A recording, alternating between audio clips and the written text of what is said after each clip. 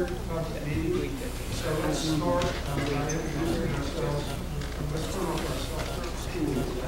And while we're doing that, I'll introduce to everybody Carl Cannon, who you all know. And I asked Carl to join the panel after we were having conversations about expanding or how we were going to go forward.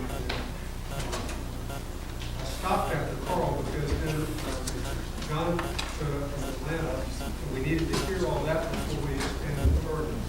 So, Carl, we're glad you're here. It's a great community. Still, and Bill, why don't you start?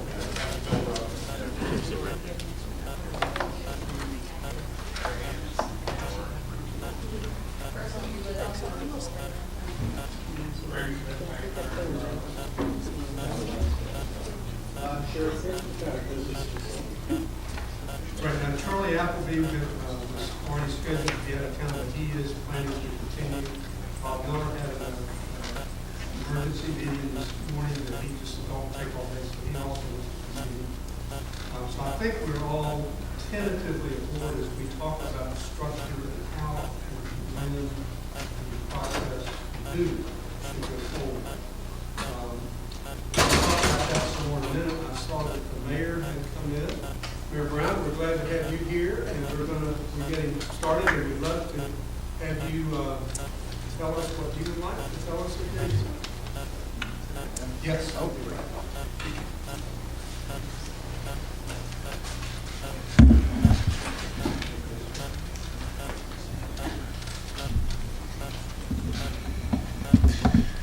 Well, thank you, Mr. Chairman and members of the Jacksonville Retirement Task Force. Good afternoon. It's a privilege to be here today for this renewal of the task force work. Thank you for your service to our community. You have selfishly agreed to examine the most critical financial issue facing Jacksonville. The number tells the story of this financial challenge. Over the last 10 years, our city has experienced unsustainable increases at the police and fire pension fund. A decade ago, the city contributed to the police and fire pension fund was less than $10 million. This year, it is $148 million, nearly 16% of the proposed budget. A decade ago, the police and fire pension fund had an unfunded liability of just under $500 million. Today, that unfunded liability has grown to more than $1.5 billion. All three major rating agencies cite retirement costs as the threat to our financial future. That's why retirement reform has been such a critical priority for my administration.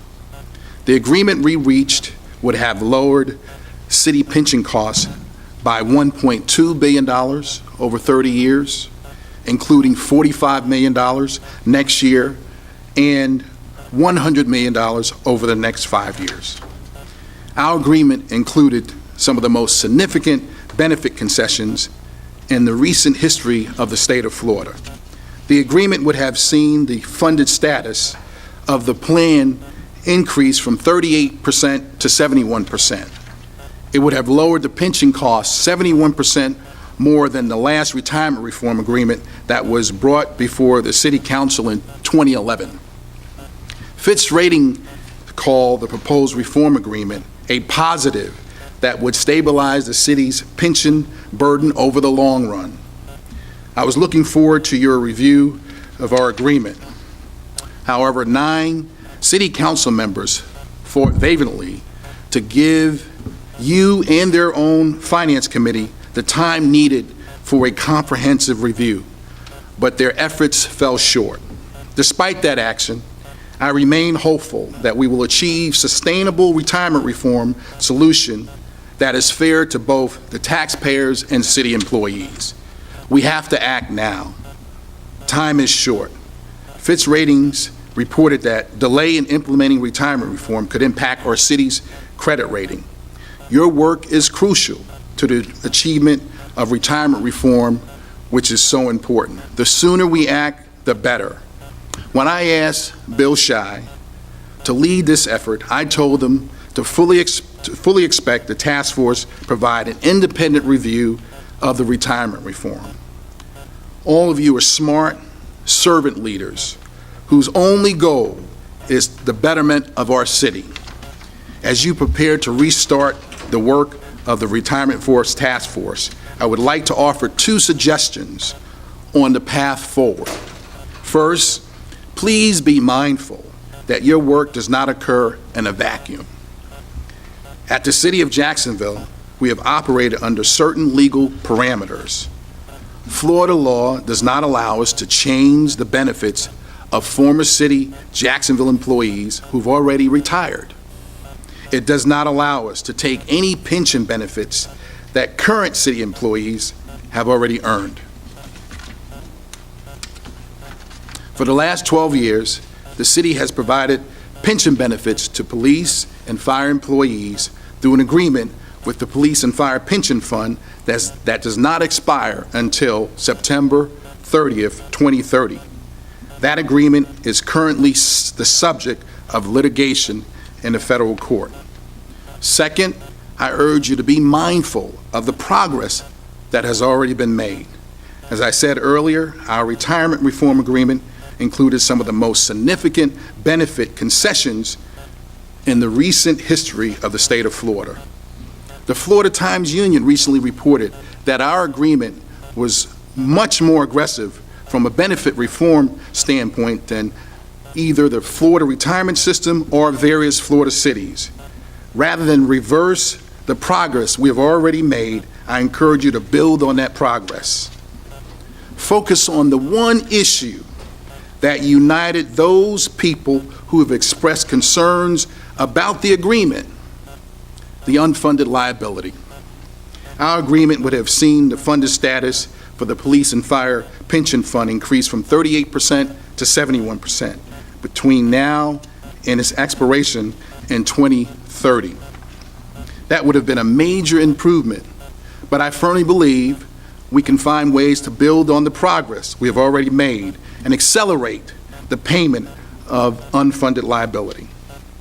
You may hear some people suggest that we pay down the unfunded liability more quickly through a tax increase. With all due respect, I do not agree. Raising taxes is the wrong answer to this challenge. I oppose a tax increase to pay down the unfunded liability. The economy is too fragile to increase burdens on homeowners and businesses at this time would be very challenging. This is a time when we should make it easier for families to invest and easier for small business and entrepreneurs to create jobs. Higher taxes would make it harder. And just last week, we were named the #1 city in the country for foreclosures. So the economy is still struggling, it's tough out there, and I believe higher taxes would make it harder. We have other better tools at our disposal to pay down the unfunded liability more quickly. My staff and I look forward to working with you throughout this process to help identify and review some of those opportunities. Again, I thank you for your generous service to our community. I appreciate you for your commitment and conviction on making sure that we have an opportunity to work together to really solve this problem once and for all, sooner rather than later, to make sure that the good citizens of our city know that we all love this city, we care about this city, and this issue is bigger than all of us. It's about our kids and our grandkids. It's about their hopes, dreams, and aspirations. It's about making sure we don't kick the can down the road and make the tough decision and do what's right for everyone in this city, creating opportunity for all. This is the most significant challenge that we're facing right now in our city. And I believe with all my heart that we have the ability to solve this problem once and for all. I really believe that. And Mr. Chairman, I appreciate you and the committee for stepping up to the plate, willing to take on this tough issue, to do what's right, and each and every one of you have served in our city in many roles. And we have a tremendous opportunity to not only show the city and the state of Florida, but the country, that we have the ability to work together and that there are no challenges that we cannot solve when we work together.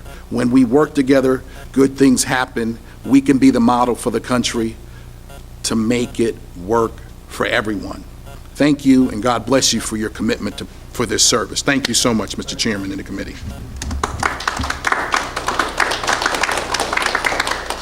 Well, the mayor is an old friend to many of us. He is very forward-thinking, and you've heard he put this major problem to bed in many ways as well. And at the same time, another good friend is Council President Golfer, and he wants those same things. And despite some little ruffles in the road, we are all in this together. And I know President Golfer will share some of his insights and hopes also. Bill, we're just so glad you're here today. Well, thank you, Chairman Chai. It was very important for me to come before this body and offer my sincere appreciation. I don't have any prepared thoughts, but I will share some randomly about the process and where we are and where we've been and where I hope to see us go. I tend to concur with the mayor that this is something that needs a significant and thorough and long-term solution. I think that while we differ on our opinion about what was proposed, and I thank the mayor and the administration for advancing a proposal which we reviewed, and of course you know how we acted on it, there was a concern by a number of us that it didn't go far enough. And we think that if we're going to solve the thing, we've got to go the full limit. I was very impressed. Chairman Chai sent me these files on what Atlanta did, the similar type group, and it was very, very impressive. And I think we need the same kind of thorough investigation and detailed study that they did, because they came up with a number of options, a number of views that we might take.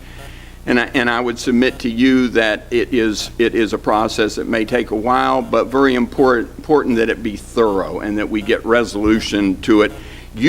I am so very appreciative that you all have opted to continue this process, because what you provide for us as an elected body is an opinion or opinions or direction from a group of community leaders and people that have no axe to grind, that have no skin in the game other than just being citizens that want to do the right thing and see the city do the right thing and come up with a positive and long-term solution. So I applaud you all for that, and anything that we can do to help you in that regard. I can tell you from a personal standpoint, the easiest thing for me to have done, and the evening we took a vote, I thought about it, the easiest thing for me to do would have been to vote the way that the administration wanted to go with the proposal. But in my heart, I felt like that it wasn't bringing final resolution to what I deemed to be one of our most significant problems as a community. So the thing that we have got to do is we've got to resolve it once and for all.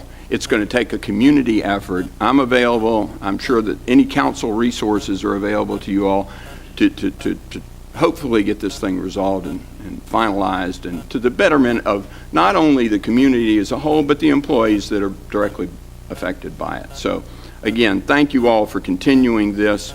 I think it's extremely important that you continue the process, review it, and then let us know what your thoughts, your final thoughts are on how we might come to final resolution and complete resolution. It's an 800-pound gorilla, and it's in the room, and it's just not going away.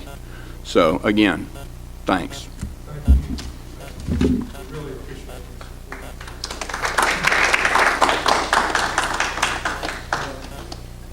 Just to get us started, I've done a lot of thinking, and there's been a lot of conversation in the last few weeks about whether we should go forward, who should go forward, how we should go forward, whether we needed to expand, whether any of us wanted to throw in the towel or what. So I'm just grateful that each of y'all are here today to see where we go. Both the mayor and President Golfer thank us for agreeing to go forward, but I don't think there's been an agreement to do that yet. We just need to hear how we're going to go forward. But when Chris Hand and I were talking about how do we put this together so that we can have the support of the city council and the support of the mayor, and I think the support of the Times Union really on this, so that we get some sense that we're going to take a fully independent, thorough is one word, independent. How do we do that? Well, we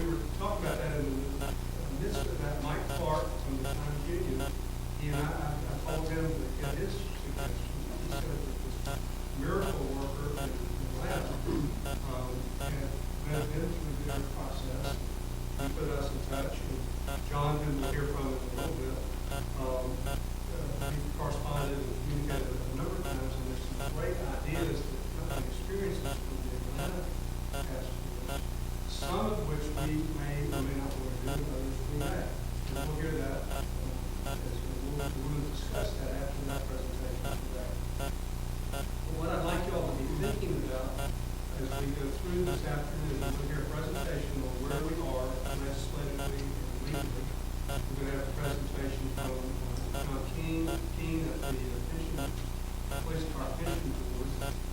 Last time we heard what the city's position was about the 30-year agreement, and now we're going to hear what the pension board's position is.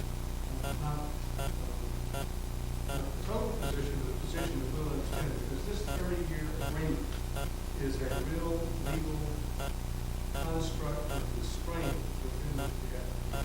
It's very important. We have lots of studies ahead of time. We've got the JCCI study, we've got the mayor's transition study. I just learned today that the pot funded those studies, so we'll get curious on that over. Yesterday, my wife and I were walking in from walking, and on our table in the condominium lobby was the Time Magazine article, "Is your city next?" Well, y'all should go pick up a copy. It's frightening. Troy and we have got this problem. So as we go through this afternoon, think about whether and how we should proceed, the scope of our work, the expansion and how it should expand of the task force, the staffing of the task force. Remember, we want to be independent. The funding of the task force and a timeline for meetings. So I'm grateful for all of you. Any questions about what we're doing today? We could come out of today with not a agreed upon structure. This is what we're definitely going to do moving forward. But if we can come up with the ideas of where we want to consider to get proposals and ideas for it, come back at our next meeting and decide how I think we will come up with. Does that make sense to you? So with that, let's turn to where we are, and Chris Ann and Cindy Lacadera, council. Yes. Thank you. For those of you, John, since you don't know, Chris is the mayor of the staff, and you're from Cindy Lacadera. Good to meet you, and congratulations on what you did in Atlanta. So, just wanted to give a brief update of where we stand sort of legislatively, and I don't want to rehash, there's really no value in sort of rehashing the past. I want to give you a better sense of kind of how things work moving forward from a council standpoint. As Council President Gulliford alluded to, the reform agreement was discharged, the effort to appeal the discharge was unsuccessful, and the bill was ultimately defeated on an 11-7 vote. What happens under the council rules when a bill is defeated? Typically, there is some time delay involved in being able to reintroduce that legislation, and there's two exceptions to that. One is council can, of course, always vote with a 2/3 majority of 13 votes to waive their rules and have a bill come up sooner, or, under the council rules, a bill that is, quote, substantially changed can come back up without further delay. Now, as I spoke to the council's attorney, Peggy Sidman, this afternoon, and she told me that the standard for substantially changed was kind of the Potter-Stewart standard. You know it when you see it. And so that's sort of up to the council ultimately to decide whether a proposal has been substantially changed or not. So there are vehicles through which another piece of legislation could come before the council. They wouldn't necessarily be subject to that time delay that's in the council rules. It's typically a time delay of a year, but council does have the power to bring that up sooner, either by waiving its rules or by deciding that whatever comes to them next is a substantial difference or enhancement from what's before. So without dwelling on the past, obviously there was a disagreement over how we should move forward. Can't change that, want to focus on the future.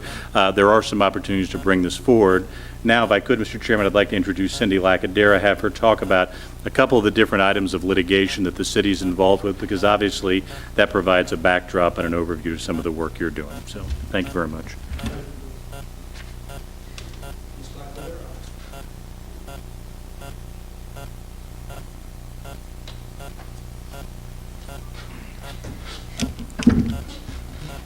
I don't know, is this one working? No, this one. How's that? I'll be brief. We're here pretty much to give you the procedural posture of the case. We're in federal court, the Honorable E.M. Morales Howard. She's one of 2 federal judges. They should have 6. So that, and I have a very active trial docket, and they are working very hard. but it takes longer to get a case out when you have one-third of the attorneys, of the judges you need. Our trial is, our case is a Track 2 case. And what it involves really is a 30-year agreement. Several different claims seeking to argue it's valid and that actions by the city have violated either the Constitution or the contract itself or a number of other things. That is the issue teed up to simplify for the court. And as I've explained before, but for the 30-year agreement, we would either impasse or waive with the unions and then impose. But with the 30-year agreement, we're required to take it out. The case management report is the outline of how you're going to try the case and the schedule. In a Track 2, you're supposed to be in trial in a year. My experience has been 1.5 to 2 years for a number of reasons. In this particular case, we're just starting at the point of exchanging information under the rules required, and we'll be briefing jurisdictional issues first. And that's so that the judge and ourselves do not waste time if the court finds that there isn't subject matter jurisdiction. And so we'll leave that issue, we'll get briefed first, and then once we have a resolution of that, we'll move forward. In the federal court, it's a preferred venue for me primarily because that's where I practice. And it also has something that the state court doesn't have. They always do issue some type of an opinion. In state courts, they have a practice of what we call PCAs, per curiam affirms. So if you're at a trial court and they reach a decision and the appellate court issues a PCA, you have nowhere to go with it. And so in federal court, you tend to have a written opinion and it tends to progress up. To the extent there's a state court issue here, we'll end up having it sent to the Florida Supreme Court. So we're often a bit of a lengthy road, is the best way to say it. Often, the best way to resolve a case is to continue litigating it. There's a reason that people settle cases on the courthouse steps. It's far more real there. The analysis I'd given the city council, I think I'll win as opposing counsel thinks they'll win. I think I'm right. But I'd say 70-30, which is a pretty aggressive stance. But to borrow something from Mike Tanner, someone I'm often on the other side with, the best way to look at this is you have a 5-foot ditch, and it's 50 feet deep. You should be able to jump over the ditch. If you miss it, it's pretty catastrophic. A 70% chance I win means a 30% chance that you will own the existing 30-year agreement for 17 years. And so that's kind of the focus when I advise my clients of looking at whatever may or may not come out, and maybe that you say the best thing to do is let it settle out. But if you come up with some comparisons, you should look at what does a win look like, and you could ask me as you get along, what does a loss look like, and is there anything in between? So I hope that's of some help to you. Are there any questions? Right.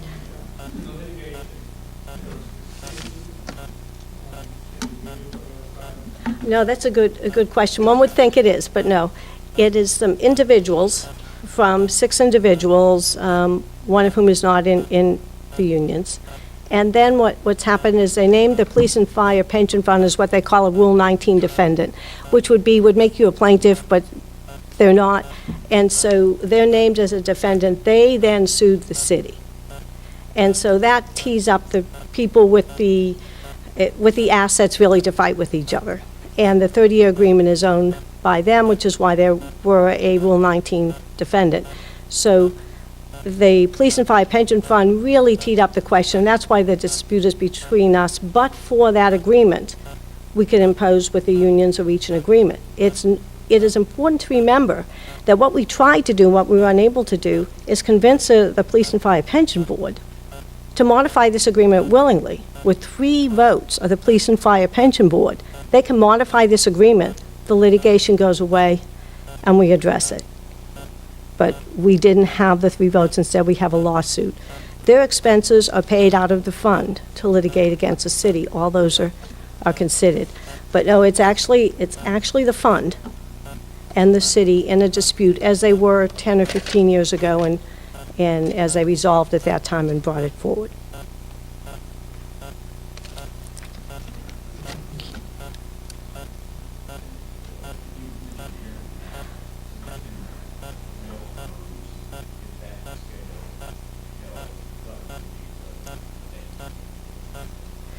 Okay, so that would be it's a year and a half from the filing of the complaint, so it would be about 13 months from now, about September or October, a year off. That's an aggressive schedule. It's because I think it's mostly a legal issue, and Kirsten's nodding because she's in federal court often also, and that's an aggressive schedule. And I said they're working as hard as they can. The appointment process through Congress takes a long, or through the Senate takes a long time to replace those judges. We all have copies of the 30-year agreement that takes the full, I think it's what the national institution, and then there's some amendments from mayor council. That is a very important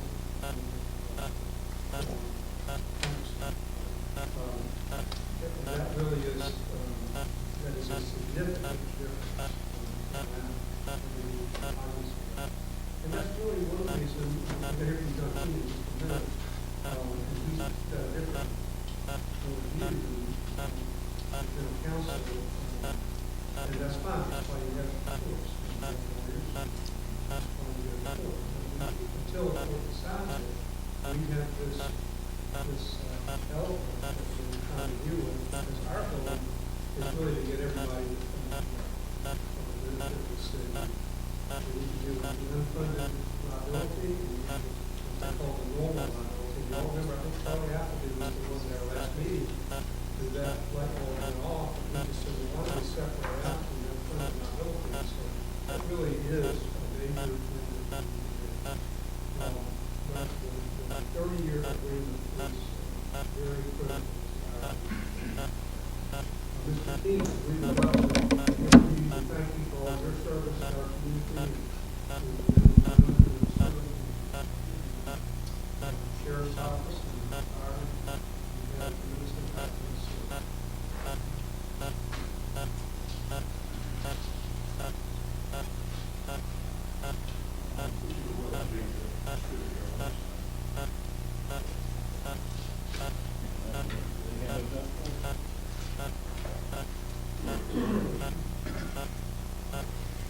Good afternoon, Mayor, Council President, how you doing?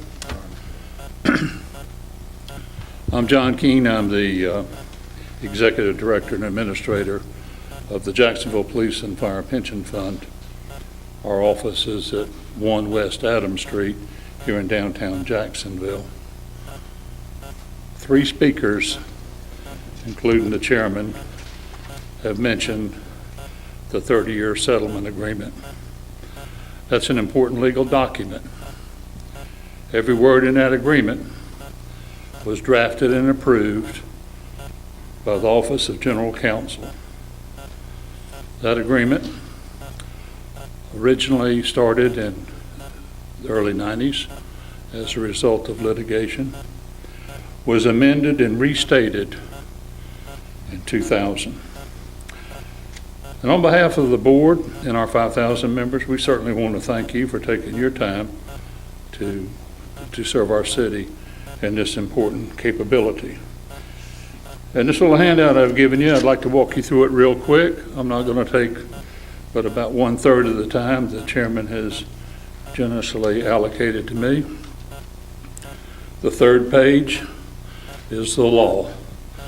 It's excerpts of Article 22 of the Charter. 2201 creates the board. 2204 enumerates some of our general powers: to sue and be sued, to enter into contracts. Article 2207 is the mandatory power. The most important part of that is 2207B, which talks about the requirements of the pension board to have dialogue and communication with our city leaders. The next page over contains some important elements in this restated agreement. There are several parts I'd like to bring to your attention. The first one is paragraph 28, where the parties agree to work harmoniously. both the city and the board coveted that they will neither take an action nor fail to take an action, nor to the extent that they may do so, permit any other person to take an action which, if taken or not taken, would adversely affect this agreement. The English translation to that is, we're going to do what we said we're going to do, and we're not going to let anybody come and interrupt it. Section 31 sets out the term of the agreement, 30 years. It expires on September 30th of 2030. And paragraph 32 of the agreement touches back on the charter provision. It requires the board and the city to communicate and talk to each other and to be guided by a mutual desire to ensure continued application of the terms and conditions, fair and reasonable given circumstances which may present themselves. Well, these circumstances in the last 5 years, I would quickly tell you, were not any circumstances anybody contemplated in 2000 when this agreement was entered into. And so as a result of that, the Police and Fire Pension Board held numerous discussions with the previous administration and reached a comprehensive pension reform that was described as fair, reasonable, and competitive. It's important to be competitive because in the job market for police officers, the competition is the surrounding sheriff's office. Their pension accrual rate is 3% a year. Their pension contribution up until 2012 was 0. They now pay 3%. In Jacksonville, our members effectively pay 8%, and our rate of contribution is, rate of accrual is 3% for the first 20 years, and then it lowers down.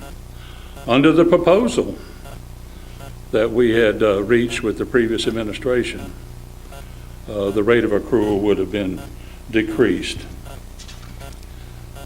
The next series of pages are the front page of each of these ordinances, which show City Council creating an amendment to the agreement. Second page shows the signatures of the then City Council President and then Mayor. The third page in each one of those is the page of the settlement agreement containing the signature of the Mayor's designated representative, the Corporation Secretary with the city seal affixed to it, and the signatures of the Police and Fire Pension Board with our seal. The last page is the required statement that the Finance Director certified that funds were available to fulfill this agreement. The next three agreements, next three amendments, ordinances in there, do the same thing. The settlement agreement was enacted and has been amended 3 times, all in strict accordance with the Florida laws, all after lengthy public hearings before the City Council, all in good faith. Our members have applied about $300+ million to pay for this settlement agreement. We are reasonable people, and we recognize that different people coming from different sides of a question can have different views, and we sometimes disagree, but we try not to be disagreeable. We're here to support the work of the Pension Task Force. Our obligation is to preserve and protect the rights of our members that are solidified under these various pieces of legislation enacted by the City Council, signed into law by Mayor Austin, may he rest in peace, Mayor Delaney, and Mayor Payton. We look forward to the Fourth Amendment to the settlement agreement to be signed by Mayor Brown once it's ratified by the City Council. The rest of the 20 minutes, I'm giving back to you. Thank you. Any questions?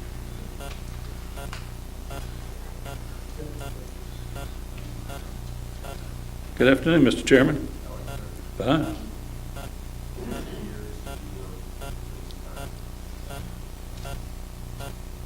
I've been the administrator since 1990. I've been involved in the Police and Fire Pension Fund since 1972. I have worked for the city since 1962.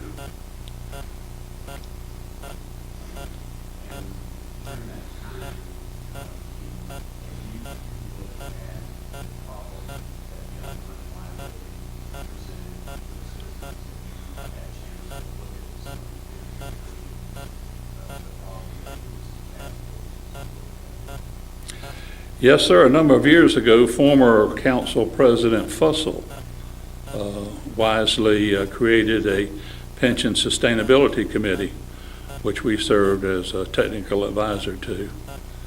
And for a variety of reasons, the committee kind of stopped meeting. But they did have a final meeting, and we presented a series of recommendations to the committee just to be put on file.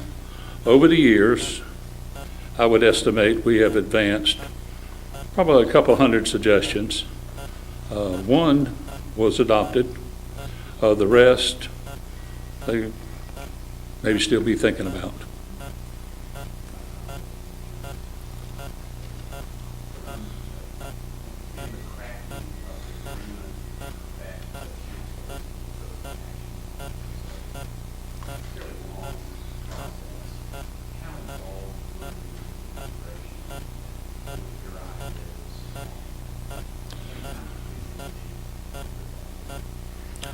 I attended every meeting of the federal mediation in Gainesville.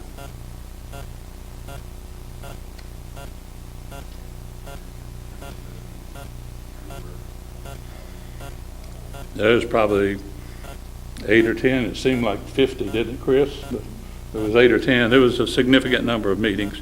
Sometimes we stayed down there for 2 or 3 days. Other times we'd make day trips to Gainesville. Well, we put a lot of time in down there, a couple hundred hours. Absolutely. John, help me understand why there's so many modifications. It seems that, this is the first time I've seen it, it seems that about every 2 years or so is a modification to it. What caused that? In the original settlement agreement, Mr. Cannon, it outlined a particular set of benefits for the members of the Police and Fire Pension Fund. And over the course of the year, when the city decided to change or amend any of those benefits, it required an addition to the settlement agreement. And that's what the modifications were. The basic framework remains unchanged from its inception with the start and end date, but the changes, I think the last one had to do with post-retirement, a post-retirement enhancement, and that had to do with the City Council raised the post-retirement health insurance subsidy to retirees. It used to be $3 a month for each year of service. You work 20 years, you get $60 a month. The city gave it to the general employees, raised it to $5, and so when they raised it to $5 for the police and fire, they had to amend it. So were most of these amendments at the request of the pension fund, or were they originated in council? Or how? If you had a long-term agreement, I'm just trying to get at why it was amended were these requests from the pension fund? The last one, when the city used general fund money to increase the health insurance subsidy for retirees of the general fund, I came over and met with then Council President Ladd Daniels and said, you know, our members would kind of like the same thing. They have to buy the same insurance plan. The city negotiates the plan for the retirees. I said, if Helen gets $5, why shouldn't Henry? And so they said, Henry ought to get $5 too. And so that's the amendment. But in giving Henry the $5, we increased our contribution by 1% to offset those costs. So most of those amendments, under you say, benefit related. Yes, sir. Not structural. No, benefit related. The last one was the post-retirement enhancement. The previous one to that was another post-retirement enhancement. The previous one to that had to do with modifying a number of sections, clarifying the presentation of actuarial impact statements, changing the rollover options for drop participants, any technical change in the benefit structure. It's kind of like you go into these judges' office, they got all them law books there. Every year, the Florida legislature, after they meet, every other year they reprint the statute books. Most of them don't have any change in them, but the ones that do are incorporated in it. And so to keep the major document in a readable form, it's all rolled in together and continue to be modified. But each one of those 3 amendments contain a key sentence: save and accept as herein modified. The original agreement remains in full force until September 30th of 2030. So I guess the agreement is very important to me, area. John, one thing that's interesting to me, President Russell's, is that within the council itself, or is that a large? President Fussell appointed 3 members of the council to his committee, and they in turn reached out, similar to Mayor Brown reaching out to y'all, and they brought in some subject matter experts. One was Alan Mosley, who at the time was the chief administrative officer, and by virtue of that position, he was the chairman of the General Employees Board of Trustees. And they reached out to me for the police and fire.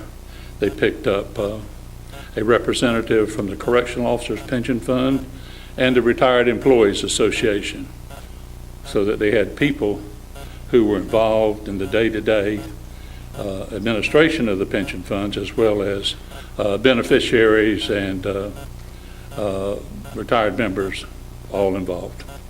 And I really ask you, are those minutes or the application, would that be something the council would have? They have it, yes, sir. So as President Walker, maybe you could get a copy of that, and be helpful to have that data to see what I'll send it to you if you want to forward it to him, Press.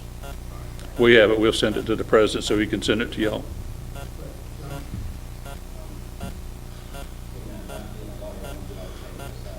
I'm not either.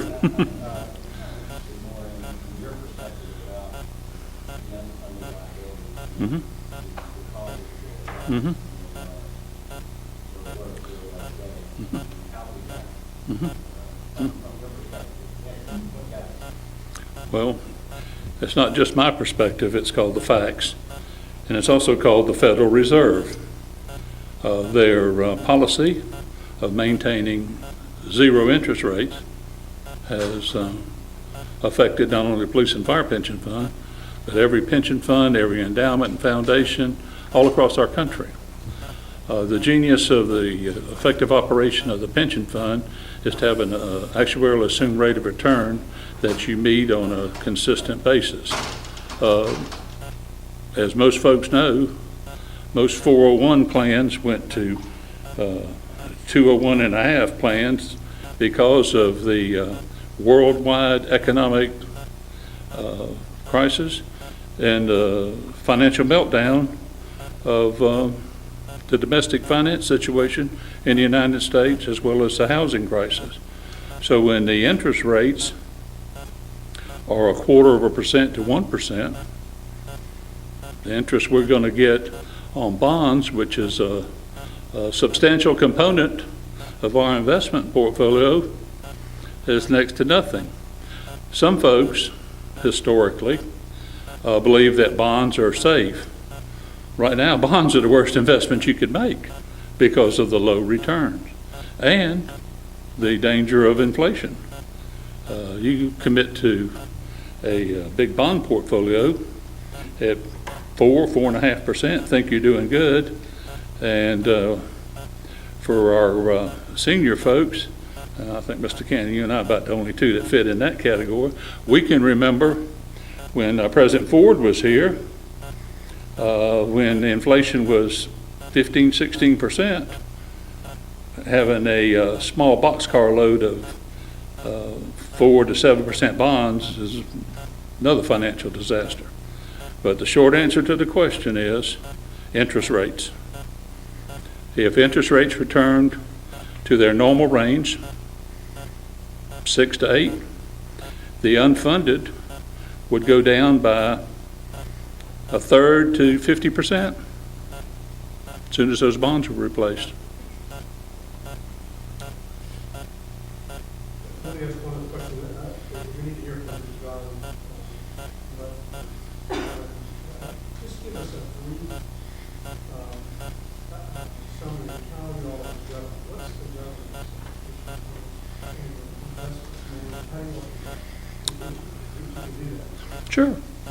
A police and fire pension fund is governed by a 5-member board of trustees as established by the Florida statutes and the Article 22 of the charter. One trustee is elected by the active police officer who's currently serving as our board chairman, Chief Bobby Deal over here. We have a firefighter, Lieutenant Rich Tootin, elected by the firefighters. The city council appoints 2 members, and the majority of those 4 select the 5th member, who is currently President Nat Glover at Edward Waters College, former Sheriff Glover. Those trustees, in concert with our outside financial advisors, develop the asset allocation plan and the investment policy statement that we use to govern our investments. For many years, we have sought City Council approval to expand the range of investments that are permitted. And for many years, the Council has said no. Therefore, investing our way out is severely limited without some additional investment options. We are limited on the bond side to bonds that are A-rated or above. B bonds are maybe a little bit more risky, but substantially a better return. So we'd never advocate putting 100% of our bond portfolio into B bonds, but some can give you the extra scoot for the scooter. So changing our asset allocation would be a step forward for the future. The board, as I said, adopts asset allocation plan. They then select our nationally recognized investment advisors. Let's start with Northern Trust That's our master custodian in Chicago. They also administer 4 indexed investment funds for us. On the fixed income side, we have BlackRock out of New York City, and Thompson, Siegel, and Walmsley out of Richmond, Virginia. We have 2 real estate managers, J.P. Morgan, whose main office is in New York, and Principal, who's out in Des Moines, Iowa. We have a international manager. They're headquartered in Scotland, called Ballygalliford. We also have an international index fund in Chicago at the bank. On the equity side, we have Fayez Seraphim. They're out in Houston, Texas. We have Montag and Caldwell. They're in Atlanta, Georgia. We have DePrince, Race, and Zolo out of Orlando, who manages small caps for us. We have a banknote fund in Boston with Eaton Vance. Great, thank you very much. Our consultant is Summit Strategies out of St. Louis, Missouri.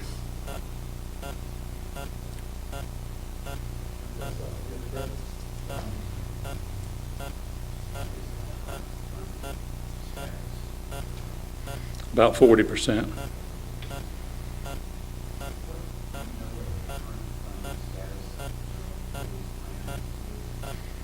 Joey does. 62.3.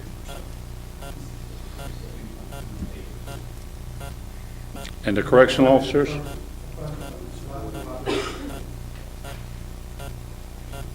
About? He said the correctional officers is about 40.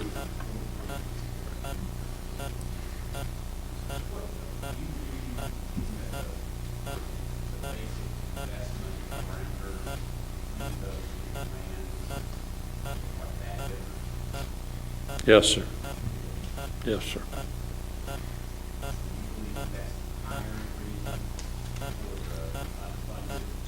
No, sir. That's not the primary reason. Primary reason is interest rates and the economic collapse of the finance industry in the United States.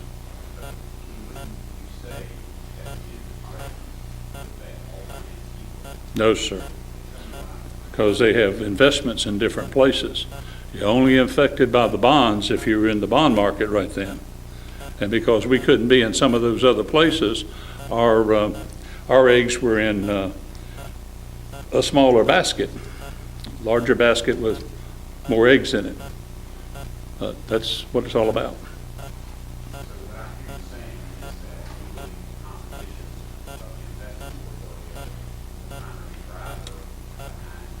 It is certainly a driver. It's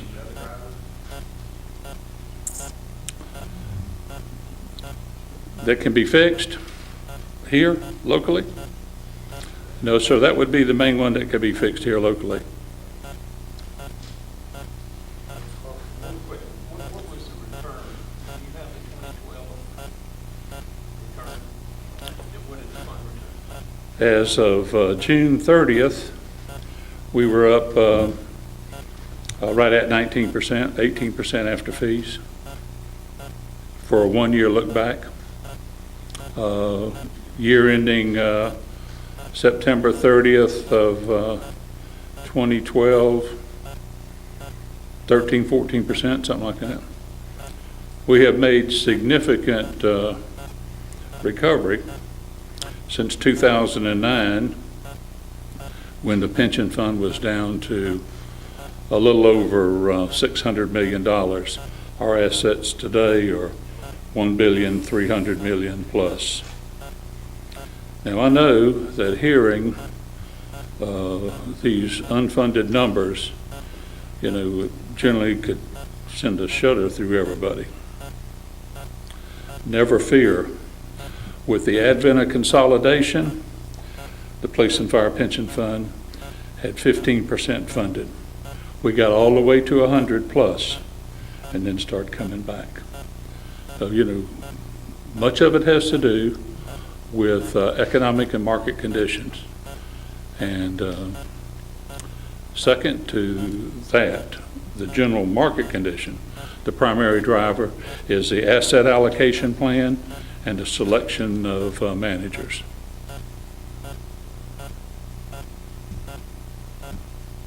Would you make available to us the investment policy, the allocation, that is the last 2 years' reports? Sure. And what the limit, and I assume the limitations that you alluded to would be set forth. She's taking the notes.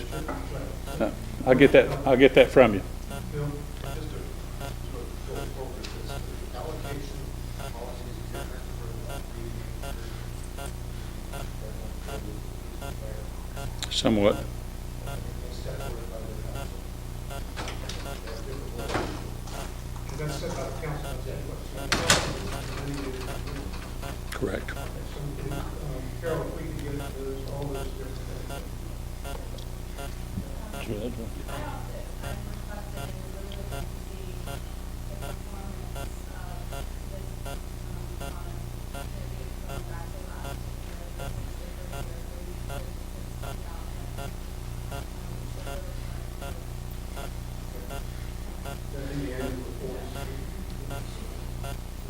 You want the last 20 years' performance of Jessica?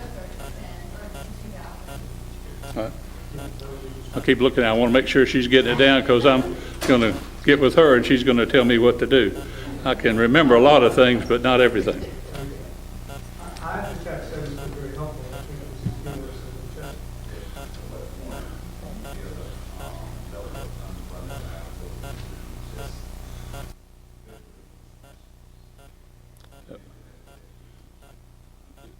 At what point does unfunded liability it becomes disastrous?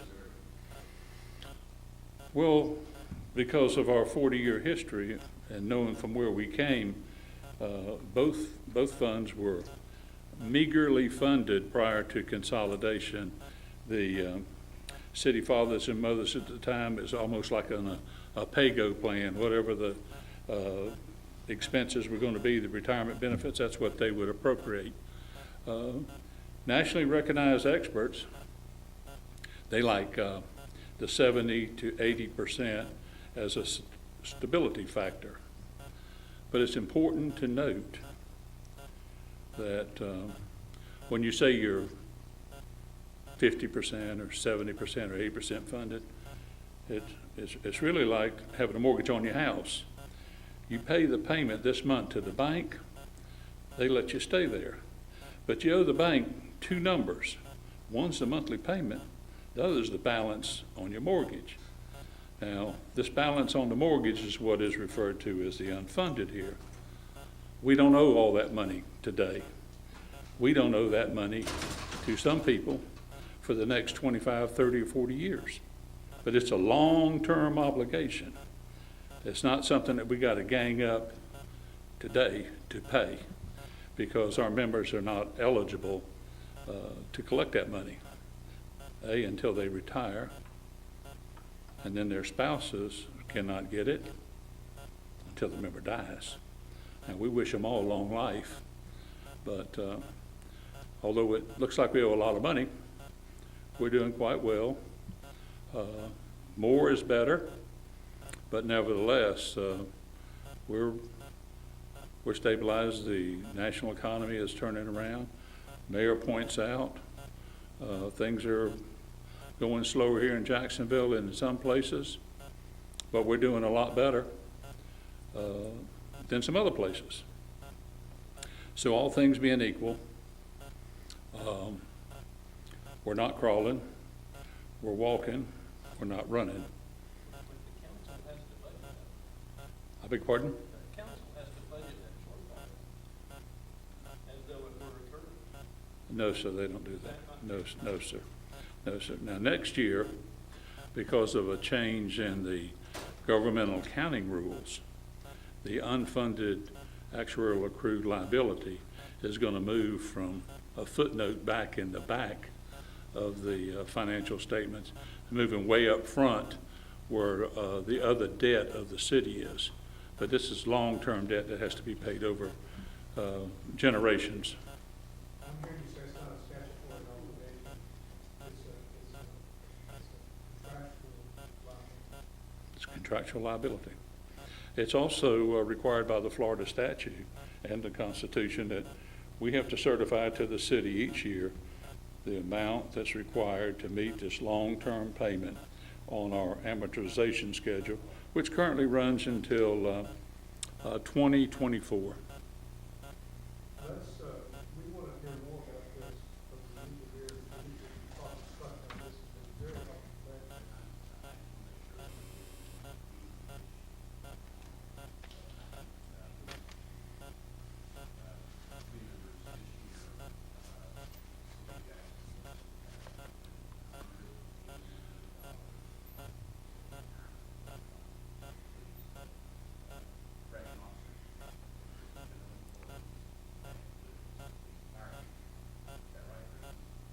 That's correct. That is the city's contribution for the people that are working, plus a payment on the unfunded. Correct.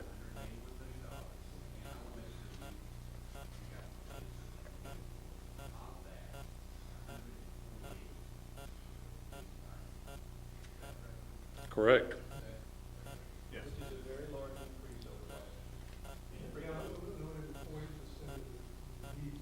I mean, these are, we want to get into discussion, but out of that 148, how much goes to the unfunded loans and how much goes to more? Yeah. That's Right. Yeah. 80% of the 148 million is unfunded liability. 80%. it's unfunded. That's in, so of that 148, 80% goes to the.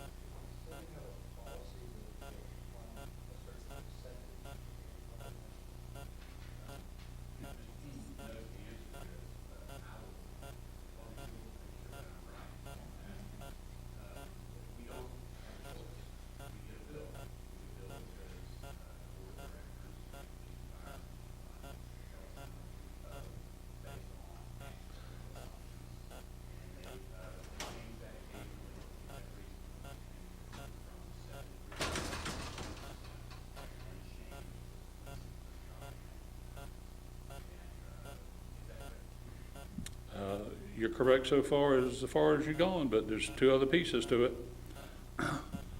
The increase was driven by three main things this year. One, the change in the actuarial assumed rate of return. The actuary hired by the city recommended 6.9. We used 7. That's one change.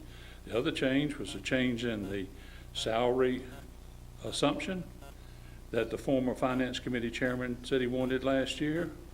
And the third change was in the payroll growth assumption that he wanted. Those three changes cost $40 million. And the last part of that is, it's not a, we can pay this bill if we want. It's a statutory requirement. So that was Carl's question. Yes. There is a statutory requirement, a certain percentage of unfunded liability. No, sir. No, sir. No, sir.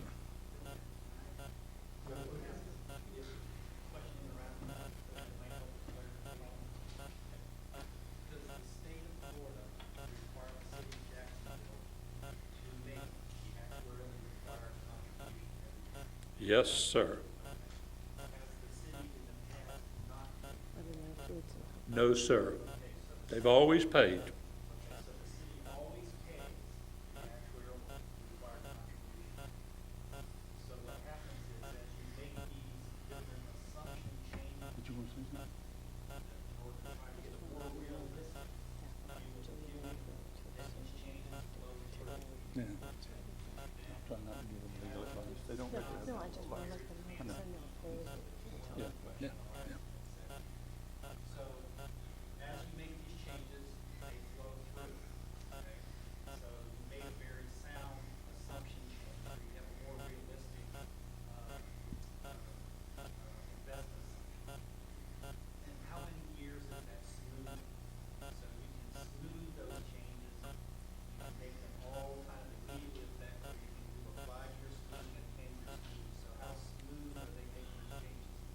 We used to have 5-year smoothing, we now go to immediate. So it's marked to market September 30th of each year. And the last part on the state requirement that the annual required contribution is made. If it's not made, we have to tell them, they write a letter to the city. It's never going to happen. They've always made the payment. But in places where they didn't, when they send the letter to the State Department of Revenue sends back and said, if you don't pay, we're not going to send you some of these sales tax monies that we've got for you. But the General Counsel would like to make a comment. Thank you, John. Don't tear it up. Well, I have to move it down. I can't be jumping up and down trying to reach it, John. I just wanted to let you know that Jim Lynn, the pension attorney, just couldn't be here today because it was said at a time when he was busy. One of the things you might want to do is collect some of your questions so he can provide answers in writing that then get distributed to you ahead of the meeting for your discussions. So I appreciate Mr. Keenan is very good at what he does, but you might want to do that. And we do have the Jim Lynn as the pension attorney who will be supporting you in addition to OGC. Thanks, Okay. John. Okay. Yes, ma'am?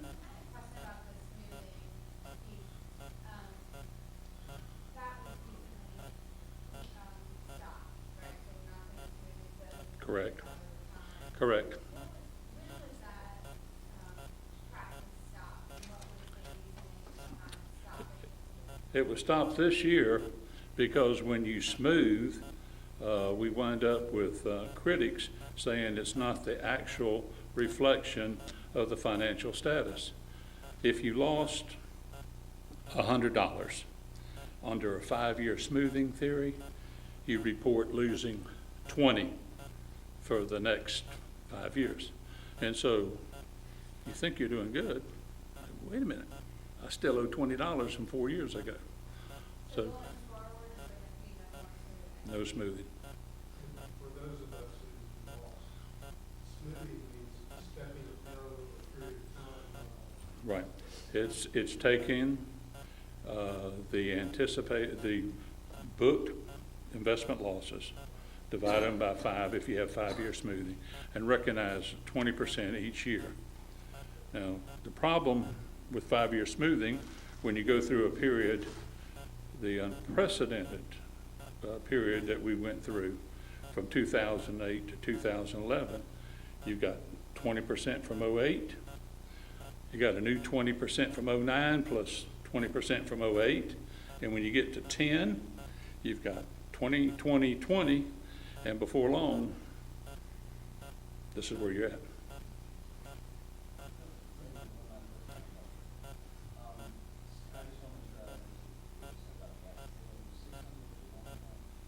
$1.3.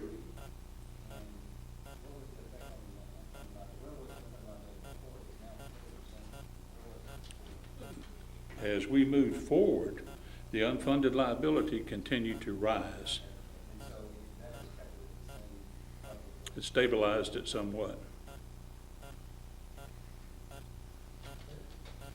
John, thank you. I'm sure we can ask you to come back, and I hope you will. Pleasure to come here. Again, on behalf of the board and members, thank you for the time you're taking to help us address this serious issue.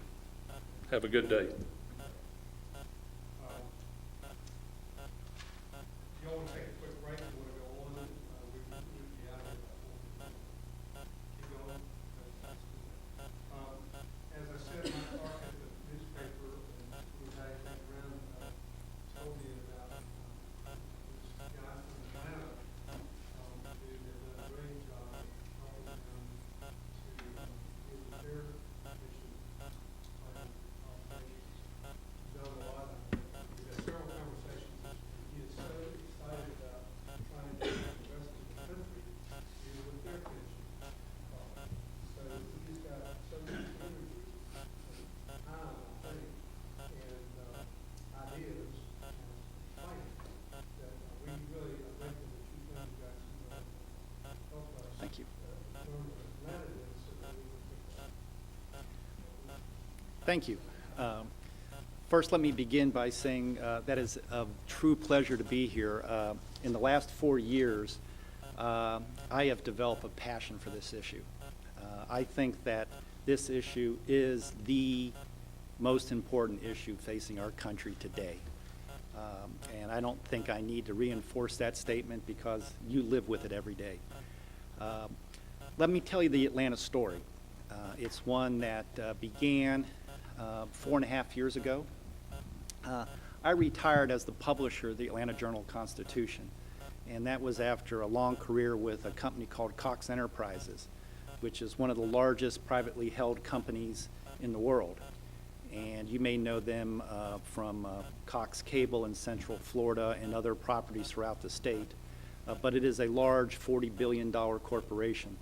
And I held many different roles with Cox throughout my career, but I finished as the publisher of the Atlanta Journal-Constitution. Included in my career, I was treasurer of Cox at one point, and as treasurer of Cox, I was responsible for Cox Enterprises pensions that have 70,000 lives in it. So I had some technical underpinning from my experiences, not as extensive as John's, but I did have pension experience with a large corporation. I am a CPA and maintained my registration as a backup if I ever had to get out of the newspaper business. And so I retired in December of '08.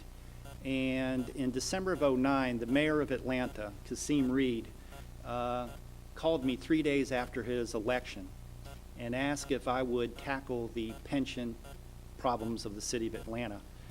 And I gave it some thought, and I came back to Mayor Reed and I said I would, but I have a condition, and that is that I have to do it my way.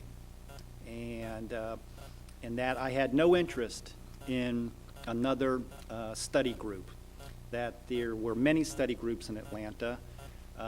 There are many study groups and task forces all across the country, and I had no interest in an academic exercise.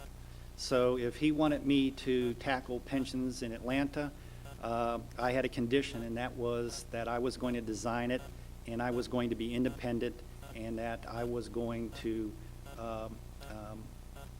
try to achieve a result. So let me tell you the Atlanta story, if we can pull up some slides. Here's where Atlanta sat 5 years ago. It had an unfunded obligation of $1.5 billion, and they were 53% funded. So the numbers are pretty close to Jacksonville. You're at 1.7 and 43%, and probably if you blend the general employees in, it's probably somewhere in that 50% range. So we started off about the same spot. The pension costs in Atlanta were 22% of the annual budget of the city, so a little bit higher than they are here in Jacksonville. And that represented 40% of all the personnel costs went to the pension. We were facing a true path to bankruptcy, and that if we did not modify our actions, we were going to be on a route to bankruptcy. There are 2 states that do not allow for municipal bankruptcy. Georgia is one of them. If Atlanta cannot meet its financial obligations, its charter is removed and it becomes unincorporated county, and that ultimately then becomes the state coming in and taking over. Our mayor ran on a platform of pension reform, and the city faced numerous budget shortfalls prior to the beginning of the pension process. The only increase in city budgets for the 3 years before was in the pension obligation, because we are required by state law in Atlanta to make the actuarially required contribution every year. So city services were falling significantly in order to deal with the financial crises of the mid-2008, 2009, and so police and fire, layoffs, et cetera, et cetera. So the approach that I used with Mayor Reed after agreeing to chair the effort was to form a task force, a panel. I called it the Pension Reform Panel, staying away from the word task force. It felt to me like that being a former publisher, I'm very careful with words. I like reform panel better. And what we did was we formed a panel, and the panel was composed of a third of the employee and union representatives, a third from the political community. So the mayor was on the panel, and city council members and the president of city council were all members of the panel. And then a third of the panel, there were 15, so 5, 5, and 5, 5 from the business community. And the reason that I had 5 from the business and academic community was that the panel needed resources in order to hire the professionals that we needed to perform the work that was in front of us. So we turned to the business community and to the foundation community in Atlanta to pay the professionals. So we had consultants from Deloitte. The financial consultants were from Deloitte, so the large auditing firm. We hired Troutman Sanders, so lawyers. The actuaries were Siegel and Company. Siegel and Company, I believe, is an actuary on one of your plans. Yes, the city's plan. And so we formed a process that required professional experts. The most important thing I said to the mayor upon forming the task force was, I said, you were elected mayor, not I. That it is your responsibility as the executive officer to lead, and it is the responsibility of council to lead and to make decisions, and that you cannot transfer that responsibility to an unelected civilian panel composed of the stakeholders. And therefore, what we did was to create a very independent group whose responsibilities were to do the following. And this is the pension panel's charter. This is the scope of the work that we did. Every meeting, we had 4 public meetings open to the public and numerous meetings with groups. And I always began with this slide. And this is what I said that we would do as a group to the mayor. We will tell you where you are. So we'll get the facts. We'll get everybody agreeing on the facts. In Atlanta, there was a lot of dispute about where we were. So the numbers were in dispute. And there were questions about, where we were. So first, we're going to tell you where you are, the group, the panel. Second thing we're going to do is we're going to tell you what you can do. So these are your options.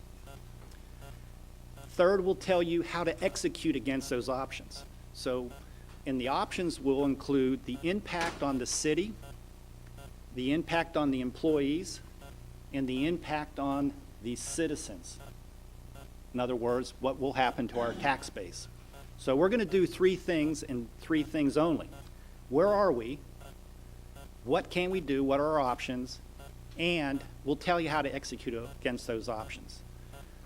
What I said we would not do, and this is the most important thing, is we will not go back and investigate the past. This is a forward-looking panel. We're not going to go back and do an autopsy on a living patient, okay? What is behind us is left to historians. What is behind us is left to the journalist.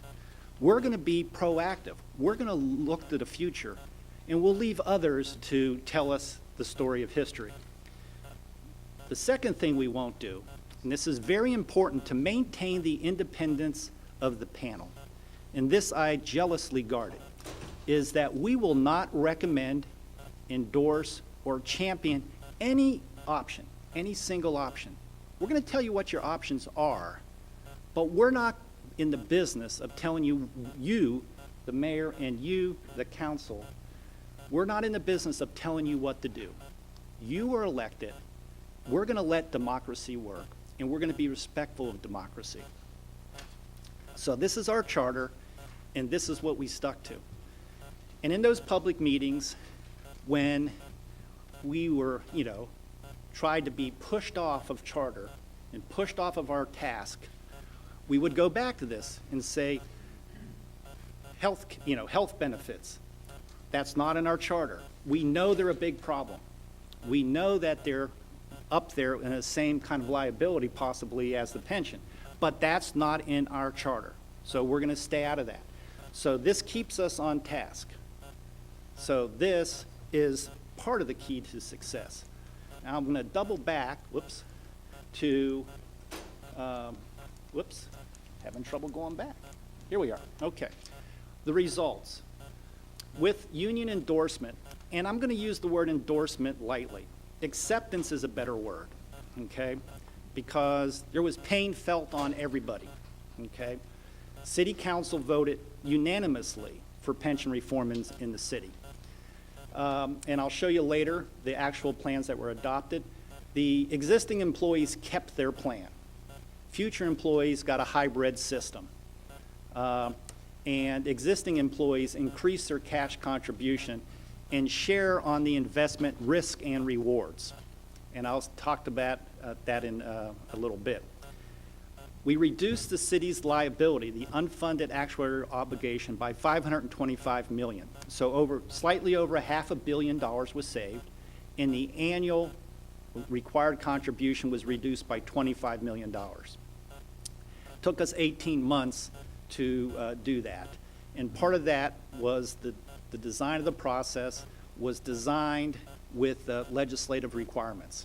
So in Atlanta, you have to adopt a budget by June 30th each year, and the mayor must present to council on May 1st a budget. So we backed up so that we could catch the next budget cycle. And then the work spanned back from that. So what did we learn? And these are the principles, I think, that would guide Jacksonville. Now, whatever we do in Jacksonville needs to be unique and set to the facts and to the history of Jacksonville. But here are the principles. The first is you must have committed decision makers. You must have a mayor, and you must have a council and council leadership who are committed to result, okay? There is a lot of political risk here on behalf of the politicians who shoulder this burden. For example, Mayor Reed in Atlanta was elected by 700 votes in a runoff election. There are 7,000 employees in the city of Atlanta and 13,000 retirees. Putting your finger on the third rail of American politics, and that is the pension issue, puts your political career at risk. However, it also can show that you have leadership and that you have the skills to lead, and it can also accelerate your political career. But I want to make it clear there's a lot of risk here to elected and appointed officials. This is the third rail of American society. Now, I got to be a little careful here on bragging, and I don't want to make Bill blush, but find the right chairman, okay? For this to succeed, that person has to be perceived and in reality neutral, independent, and have standing in the community for the process to work. I've seen other task forces across the country who have appointed chair persons who have a documented history. They're former political figures or they are former public figures, and they have a history. And so their independence is sometimes questioned. So find the right chairperson and somebody who's willing to take and face the community and take criticism, because this is going to be tough because there is lots of compromises along the way. Then get the right people at the table. That was the third. So you have to have the right people in the panel on the task force. In my case, in Atlanta, we had 5 employee representatives. We had 5 business people / academics. We had the president of Delta Airlines, the CEO. We had the president and CEO of SunTrust Bank. We had the managing partner of Atlanta's largest law firm. We had the CFO of Home Depot. We had the dean of Emory School of Law. And so, you know, that was the composition. And then we had the mayor, the council representatives. Fourth point. Yes, sir. We were not, okay? What I did was I formed an independent organization and set it up at the Atlanta Community Foundation. And so when we went to raise, I raised $1.5 million to do the professional work that needed to be done. That was a contribution to the Atlanta Community Foundation as a donor-advised fund. Okay, so it was tax deductible for the contributors and the foundations. We were not subject to the sunshine laws. However, my DNA, I'm a former newspaper publisher, and also I believe that it was so important for everybody to see in that I made us go beyond the sunshine laws, okay? We were not required to because we were a private group. You know, this is think of it as a think tank or whatever that's going to provide a tool for the decision makers. We were not technically under sunshine laws, but open transparency is so important that we went on above and beyond it so that everybody can see the facts, so that everybody can see into it. I've seen task forces formed by cities and even state government that are sent off. They work in secret. They come out and they're supposed to deliver a solution. No one sees what's going on. It's in this black box. They all fail because they don't have the credibility in the community. They don't have the credibility with the employees to have seen how this all transpires. Democracy does work. Fifth point. Keep your scope and charter tight, okay, and stick to it. So that previous slide that I had back here that we showed at every meeting, this is what we're doing and this is what we're not doing, because it's easy to get off task because other things start to come up, okay? And it's tempting to go for those because they are important. But you stay tight against what you're doing and stay away from going in the back into the past. What's behind us doesn't matter, okay? The only thing that matters is we have to be forward-looking to the future. And then finally, you have to communicate a lot. You have to have your meetings out in the public. You have to have meetings with important groups. And your language has to be simplified and so that all of us can understand it. There's a temptation here to start wallowing in acronyms and getting down into detail. This is a $1.7 billion unfunded obligation. We shouldn't be talking about $10 or $20 million items. We've got to stay up at the big picture, and we have to use common language.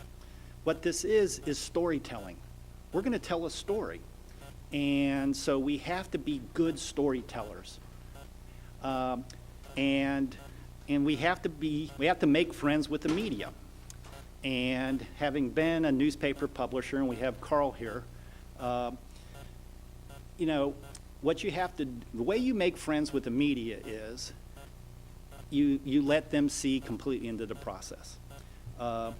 If they even get a hint that something subterfuge is occurring, that's waving a red cape in front of a mad bull. That's what they love. So, and I know that business, and Carl knows that business. So we have to communicate effectively so that the citizens understand, so that the employees understand, and so that the decision makers understand what they're doing. And then guess what? Democracy works. It's hard work, but it works. So that's the Atlanta story. And I'll take questions afterwards, so we'll do a few more slides, but I'm going to go a little bit quicker through these ones here. Okay, we analyzed baseline, we hired the professional firms so that we could do the analytical work and create those range of options that we have. And so this is part of what we did. We did kick around a little bit what a healthy pension system looks like. And Dr. Akins, you asked the question, what does it mean to be 43% funded?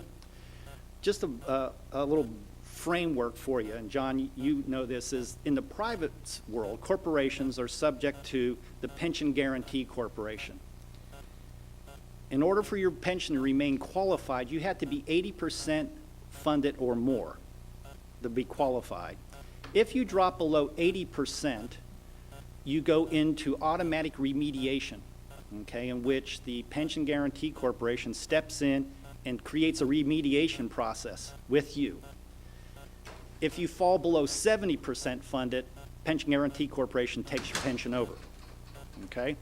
So that kind of gives you a framework of what the private sector looks at all the time. Private sector has a 6.75% mandate on pension assumption. You've got a 7, so that's good.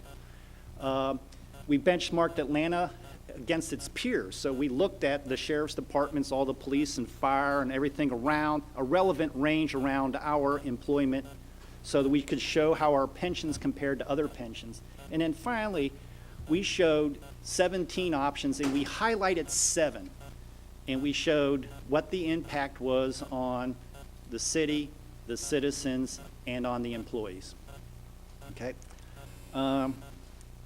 Yes. Oh, yes, this is heavy. No.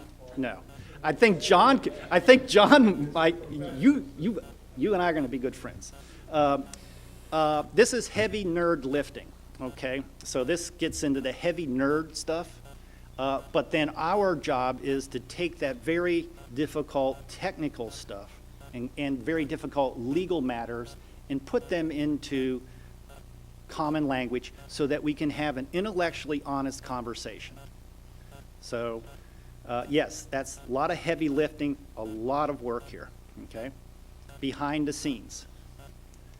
And then the review panel, the pension reform panel in Atlanta, we would make presentations to them that I would make the presentation, and then you all would react, the panel would react, we'd modify our behavior, we'd go in different directions, and so the panel's work was to make the work better, okay? This is a little bit more about panel composition and the panel charter, which we talked about. This is called a cake pan chart. You know what a pie chart is? This is a cake pan. This is 22% of the city's cost were going to the pension. Insurance is here, servicing the debt, police was this. What this basically said is that the city didn't have a whole lot of room to maneuver. You could go over here and hack at IT and hack at law. And Bill, all due respect, everybody wants to hack at the lawyers. But what this was all about was police and fire. Okay, that's where the big bucks were. And so you had 22% of the city's cost were into pension and getting bigger. So I took those numbers out on a 5-year projection based on 5-year projections. Here's similar numbers. We had 1.7 million of unfunded liability. We had 144 million annual cost, and 100 million of that went for the amortization of the unfunded liability. And of that, 2/3 of that was investment performance. Atlanta had and still has an 8% plan assumption. One of the options was to lower that plan assumption. Atlanta chose not to, okay? That, it wasn't perfect, but they're still sitting on an 8% assumption. 2/3 of that was investment performance, and about another third was a retroactive change to the pension plan. In the early 2000s, Atlanta came along and raised the multiplier from 2% per year to 3% per year and made it retroactive. So if you had been there 20 years, you went from 2% to 3% on all your 20 years back, okay? Now, that change, that is 1/3 of that problem, was a retroactive increase in benefits. That was subject to litigation. So Atlanta had active litigation. A citizens group challenged the constitutionality and the propriety of the retroactivity. So we too had active litigation challenging our pension plan, okay, as we went into the process. So we had to deal with active litigation as well, a different theorem of law. This is, the obvious. There's 4 things we could do. We could no change, okay? All right? So, no one is interested in no change. We could create a system where the current employees keep their old plan and all new employees go into a new plan going forward. Or we could create a single plan for everybody. So current employees have a new plan, and the new employees also had that same new plan. Or we could go 2-tier, where we could create 2 plans, one for new hires and one for current employees, okay? Then there was this little bar down here, which is we could also, there was 3 other things we could consider on the unfunded liability. That's UAA, is unfunded actuarially accrued liability. We'll just call it the liability, the unfunded liability. One is the retroactivity. The city could have taken the position to not challenge the litigation and basically let the other side win on retroactivity, okay? And that would have helped 1/3 of the problem, okay? But it would have been a violation of the trust of the employees, because they had that retroactivity, but that litigation could have, so you could have addressed retroactivity. There's a lot of talk about bonding off liabilities. It is not permitted under Georgia law, and I don't know yet whether it's permitted under Florida law, but there's a whole list of reasons why you don't want to bond off the liability. What that means is you go out and you issue pension bonds, and your interest rate is like 4% or whatever your municipal borrowing rate is at this point in time.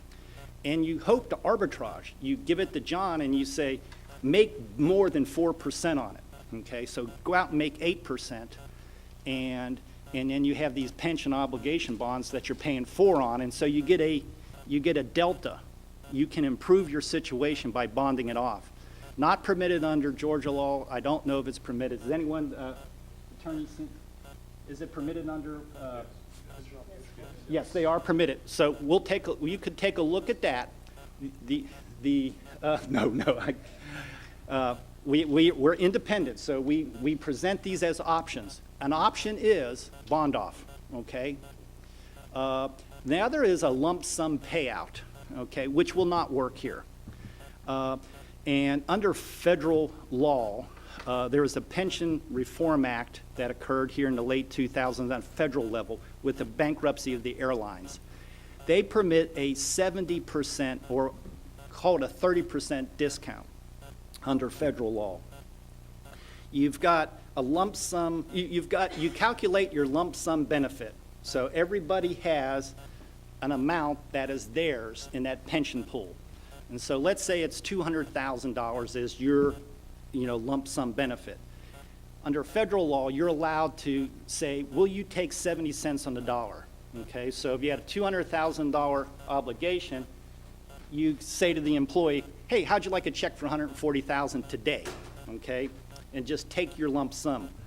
But that works if you're between 80 and 100% funded and you offer somebody 70 cents on the dollar, then all of a sudden you've got a gain because they've agreed to take something you've set aside, let's say 90%, they take 70, you got a 20% gain. No one's going to take a 43% lump sum. So you can't go to somebody and say, hey, I've got $200,000 on the books for you. Will you take $80,000? Okay, because that's all we've got set aside for you. And actually, that would just be a push. You'd have to say to them, take something less than 43 for that to work. So it's a discussion point. It didn't go anywhere, okay? This is, what we ended up doing in Atlanta is the bottom tier. We kept the current employees essentially in their same plan. Now, they did increase their contribution from 8 to 13%, okay? Now, the advantage of keeping the plan and not touching the current employee's plan is, under government accounting, when you, what you do is called a hard freeze. When you say plan over, new plan, when you freeze that plan, you have to amortize the unfunded obligation not over 30 years, but over the actual actuary life. So you know who's in that plan, okay? And you know how old they are. And then the actuaries will run that out, and most pension plans have like an high teens, 18 to 20 year actual life, not 30. So when you freeze a plan, you accelerate the amortization of the unfunded obligation. And so that's very, very difficult. So, because you've got somebody retires at age 60, they got an actuarial life of 25 years. They're going to live to be 85. So that's 25. But a lot of those retirees are 70 and 80 years old, and they only have 10 years left. So the average life of a pension plan is about 17 to 20 years when you put everybody in it, okay?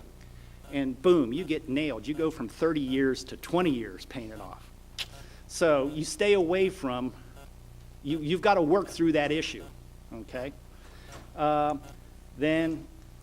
Okay, here's what we did, was that no change the current retirees.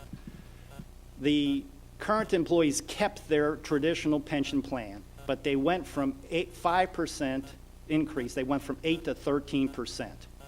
All right, the theory behind that is that if you look at a pension, if you look at your pension, everybody in this room, the way pensions retirement works in America is it's a three-legged stool.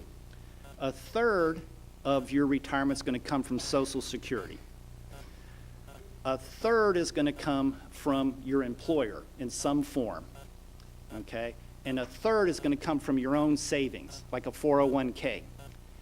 And if you look at a 25-year-old person who wants to retire at age 65, you need to set aside actuarial high teens, like 18 to 20%. Now, Social Security is 6.2%, all right? Your pension is supposed to be about 6%, 7%, and then your own private savings is supposed to be 6%, a third, a third, a third. So in Atlanta, no Social Security, so the employees visually said to themselves, all right, I should be saving 6% myself. I should be getting 6% from my employer, and then I should be 6% from Social Security. And so,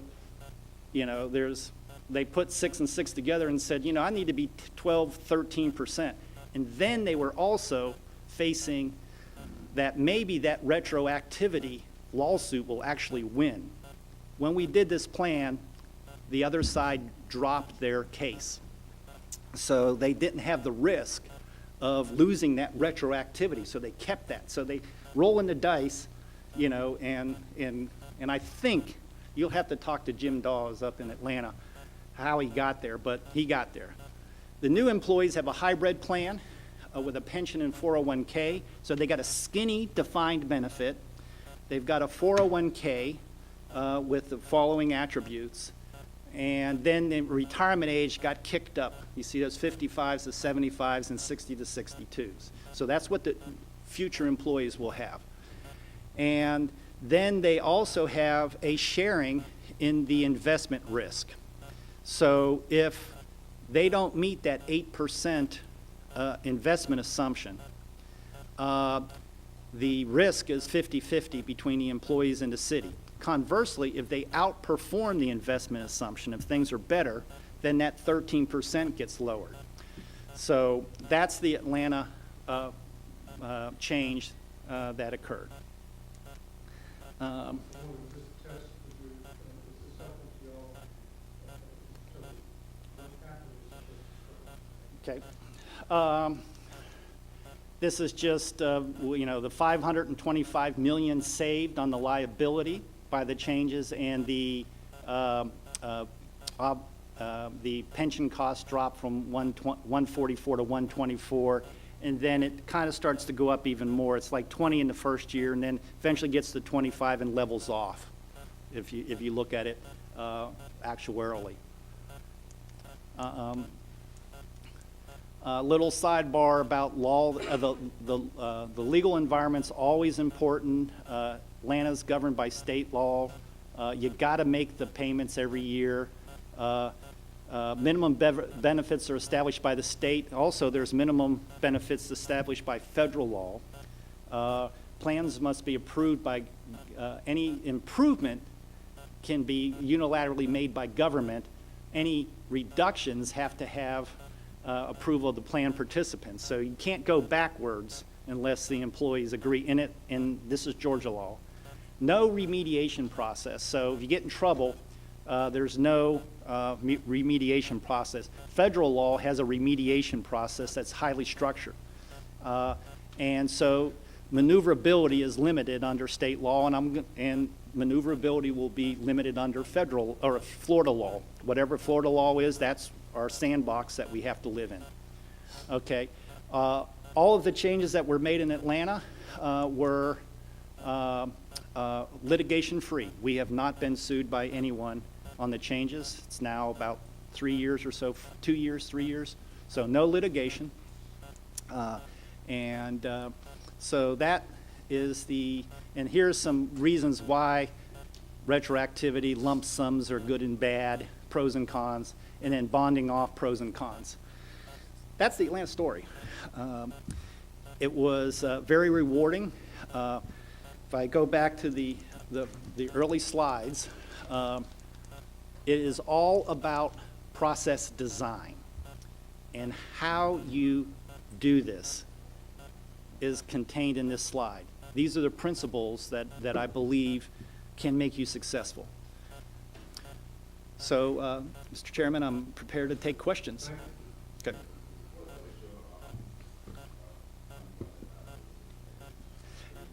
I don't know that number, Doctor. I believe that it has position has probably improved markedly because the financial markets have had a good run. The equity markets have been up substantially. You've got a 19% gain this year. Atlanta's probably got that. We did take a look at investments in the Atlanta work. We had 4 public meetings. We looked at governance of the pensions. We looked at the investment performance, benchmarking. And so we too have tight parameters in Atlanta on what we're allowed to invest in by state law, not by city charter. So yeah, things are probably better. It's been a good little run for 2-3 years now. And then with the plan changes. What's that? 15. 5 employees, 5 elected officials, 5 business folks, and 1 dean of the law school. Yes? Speaking of the competition, how critical do you think it was to have the politicians and the employee groups? I can't, it's amazing that you got 16 votes at council. Mm-hmm. Well, yeah, okay. So you've got the mayor, you've got the president of council, you have the chair of the finance committee, and a couple council members. This is a working group. We're all going on this journey together. So they're seeing what the options are, they're seeing what the trade-offs are. They've got this resource and this asset and this tool for them to make a decision. So I believe that was a positive impact because active participation, active visibility. So, yes, I think it was positive in Atlanta. Did you also have a representative from whatever Atlanta's equivalent is? Yes, John, were you police or fire? Both. Okay, both. So we had police, fire in general, and then they also chose two other folks. One was an investment advisor that had helped them, and then an attorney that had some history, wasn't actively their attorney. We had a outside law firm was counsel to the panel, and that was because the city lawyers were members of the pension fund. And so we felt that they were not independent because they were any thing that they opined upon, they were members of the pension. And so having outside attorneys was very important for credibility. And there was a lot of legal fighting back and forth about what we could do, what we couldn't do, whether it was that or that. Yes, sir. You described 17 plans at one point. Yes. And those narrowed down to 7 points. Yes, sir. That came down to one plan. Yes. Tell me how that process worked and where was the give and take and what was the 17th up there and what was number 1 down there? Okay. 17, all 17 were contained in the appendix, but we narrowed in on 7.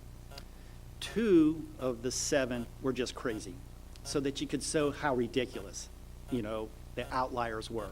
Let's totally get out of the pension business. Let's just give Social Security to our employees, and that's it. And they're on their own. They can have a 401k with no match. Okay?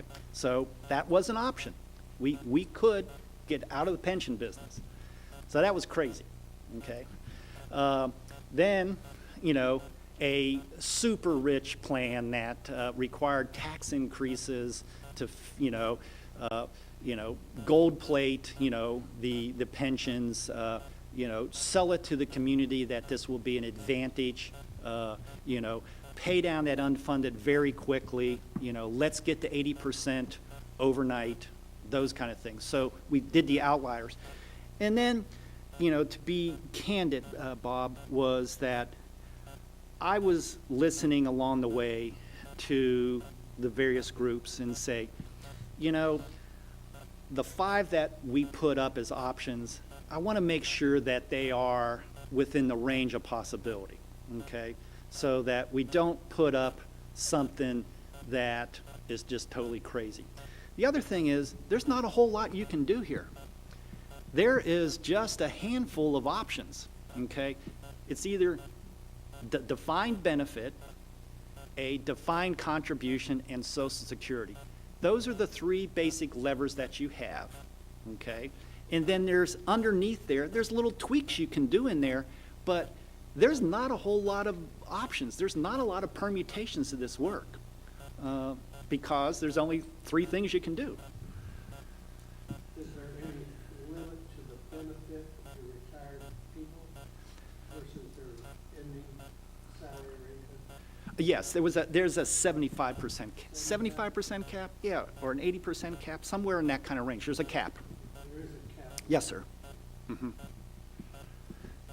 Greg, So if you got down, you get 5 main options, your panel really should examine those 5 options and that went to the mayor and the city council and then determine this option. yes, we presented all the options in the appendix, but then 5 at the public meeting, the 4th public meeting, we said, here are our options.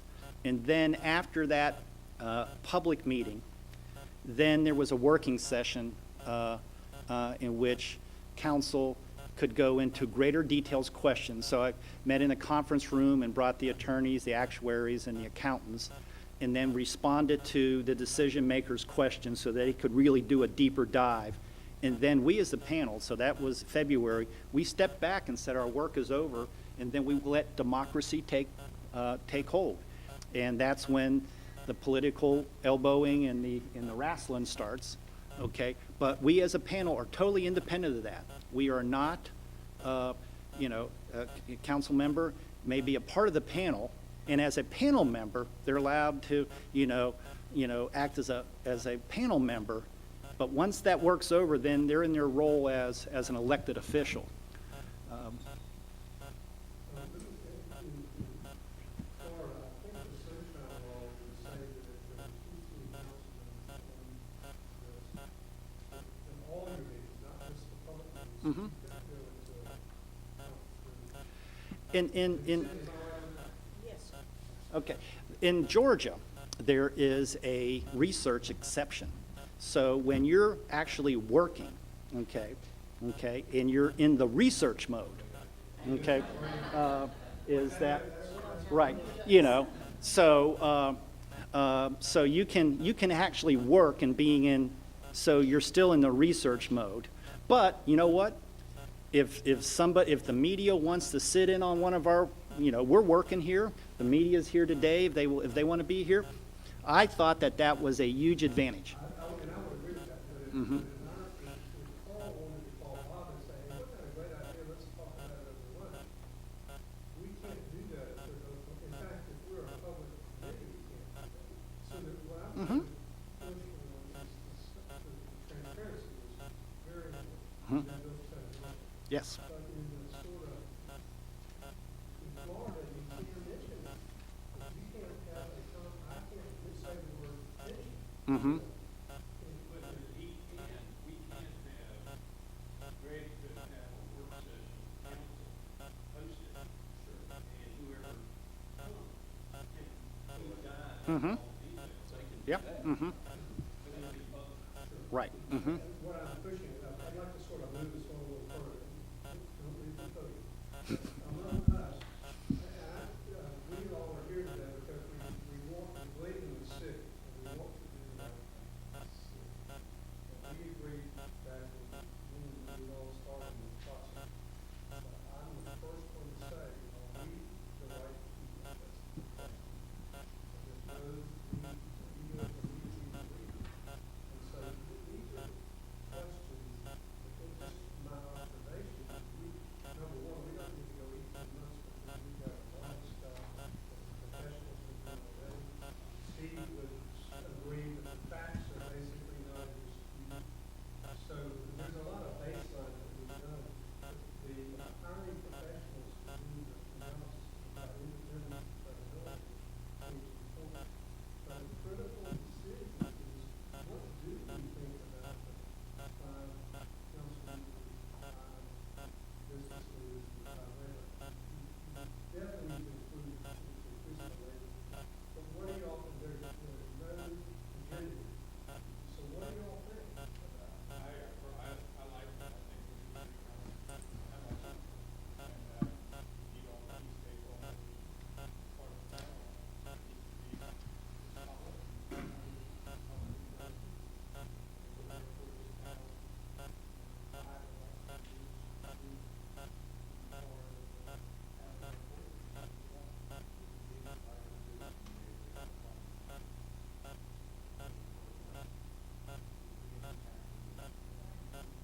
So at the table is supposed to presenting.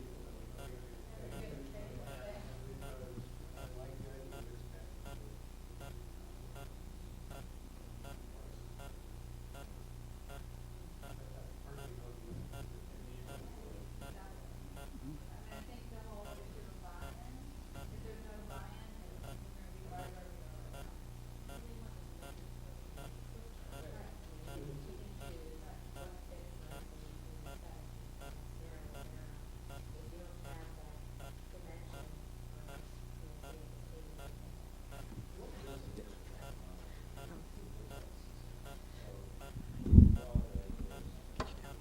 This one's. This is the one. This one's for the camera. Yeah. You could stand in front. Council's Florida sunset laws. I need to clarify the research exemption. I just wanted to point out that part of the reason we're here is the union's position is that they do not have to negotiate this because of the 30-year agreement. So we have to come back to, I'm not saying not to raise the issue, but it is different because we, that's been a very firm and consistent position from them. Hence, our position we would have been able to impose due to the waiver, but for the police and fire pension fund refusing to amend the 30-year agreement. So, so it's different because if we invite them to the table, they've been invited, they don't want to be at the table, and I respect their decision, and they're in litigation, so it'd have to be a complete shift through their attorneys out of litigation to come in here. And I just want to say, if that's the will of the committee, we'll start that process to ask them, and the fact that you've asked may make a difference, but that's not an element within our control. We're in litigation with them over those issues. Right, and the issues in front of the special magistrate are just that. We have tried every which way. And that's why the issues about being sued about negotiating with them, they will not negotiate with us. I mean, it's kind of silly. In fact, of suing us if we had secret things, ask them, they won't talk with us. Now they may, because of this instance, they may change their mind, but I want to let you know that's a major issue, is they have been invited to the table. They have not wanted to, and they believe that 17-year agreement is firm, and hence the police and fire pension fund. So when you're done, the unions, the unions, the way it is, the way this was teed up is we go to the unions in Sunshine collective bargaining sessions, and we say, we want to negotiate the pension. They said, no. You have a 30-year agreement with the police and fire pension fund. There's nothing to negotiate. And then I don't want to talk further because there are unfair labor practices and everything pending, but their position, which we respect, there's just a different legal analysis there, is in litigation through special magistrates then, and the police and fire pension fund is the one suing us over the agreement. So we would ask, if it were the will of the committee, we would ask the unions to participate, but would have to report that back to you, rather than assume that they're going to be it because of our litigation posture. Don't move. I'm going to ask you a question. Sure. For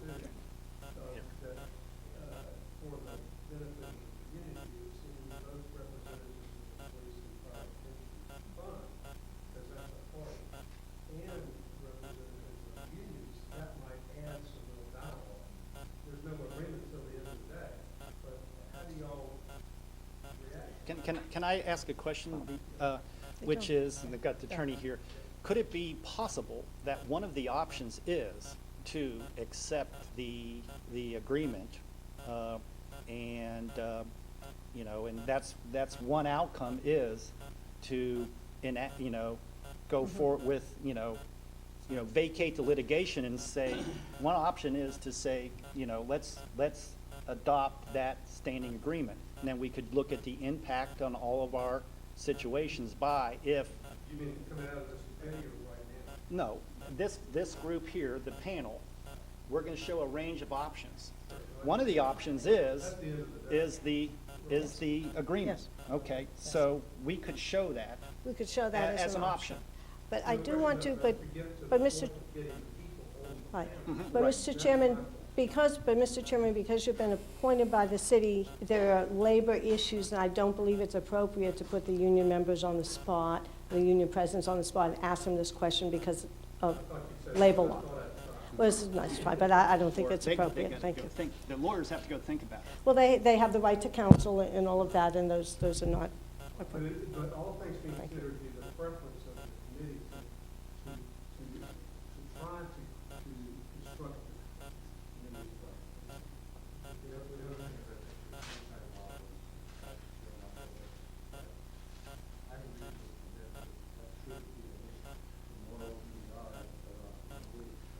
Yes, and I'd like to clarify the Georgia sunshine laws. When an elected official is involved in a working session, yes, that is open. But when, let's say, I'm working with the actuaries and we've got consultants and we're working, the media doesn't have a right there. We're doing the work, getting it ready to show you. As soon as I tender information to a or you, Bill, you tender information to an elected official, that is a public document, okay? And so if you want to meet with Greg as CM, or you're a council member, okay. You want to have a small working group meeting, okay? And Greg is there, and you tender that information there, that's public document, okay? But the professionals that are working, the lawyers and the actuaries, as they're doing their work, the media does not have visibility while they're working. So they can't come to the law office and sit in there when the lawyers are doing their work.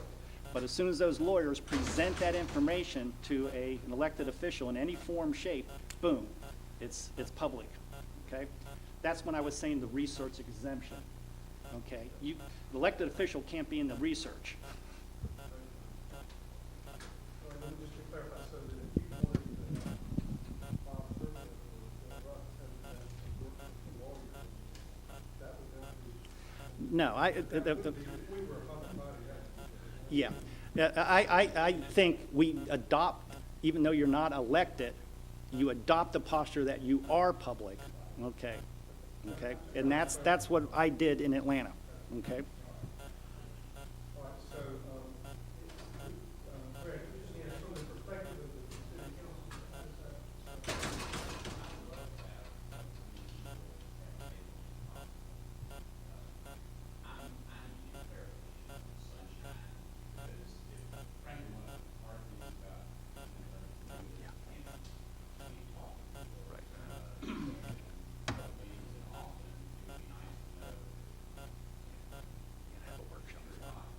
Even then, everything is open to it under any circumstances. Yeah, that's it.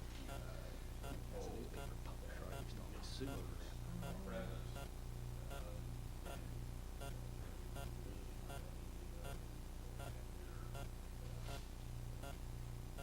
Pretty much. Yes. But it Yes. extends, you don't have to be an elected. Right. We cannot call people president. Right. I believe Ms. Miller has given the presentation, and so all of your documents are public, and you can't discuss the substance with each other. That is limiting on the council member, whether that works for you, it may be, it may not. So that's one of the issues for the discussion. It's much, much broader in Florida. You're appointed, you're not paid. I always tell people the sunshine law is like gravity. If you forget it, it will kill you. So just, you can't talk unless you're in a notice meeting. Very different from Atlanta, even with the constraints they have. Yes.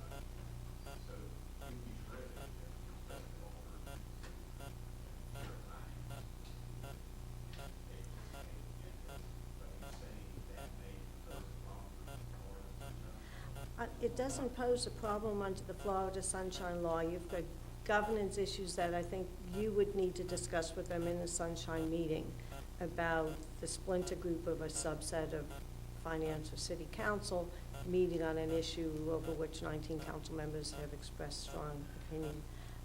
That is the governance. It's not often that more than that one, never mind several, commission members in a non-statutory group get together in this type of a matter because of when there are issues of great public importance. You've got a committee structure, and other council members often feel, well, I have a role. So I'll leave that for your discussion with the other council members, but it wouldn't be constraining. As I look around here, most of the council members do not regularly do business with anybody here at the table, so I don't think it would constrain them in that manner, just inter se with the council and other council members.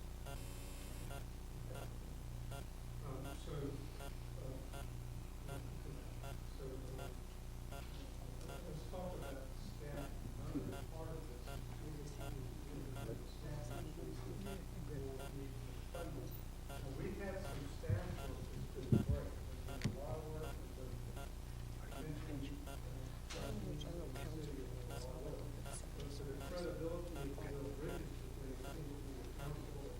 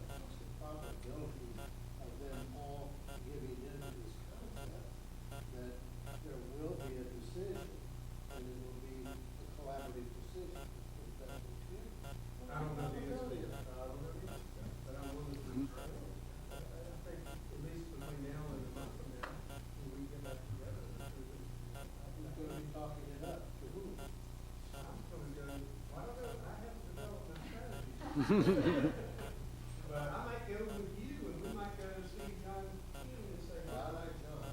Yeah. But I agree, I don't think that's a possibility.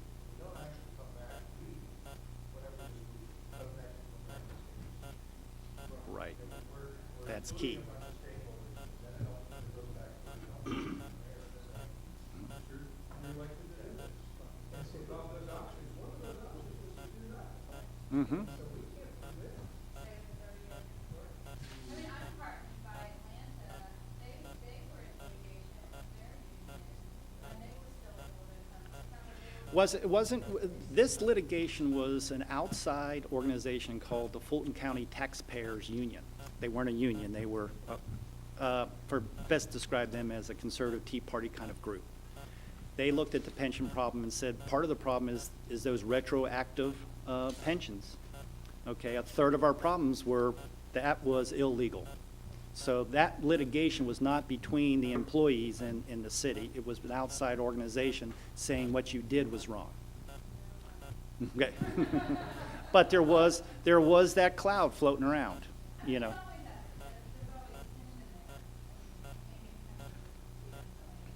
Mhm. Well, that's,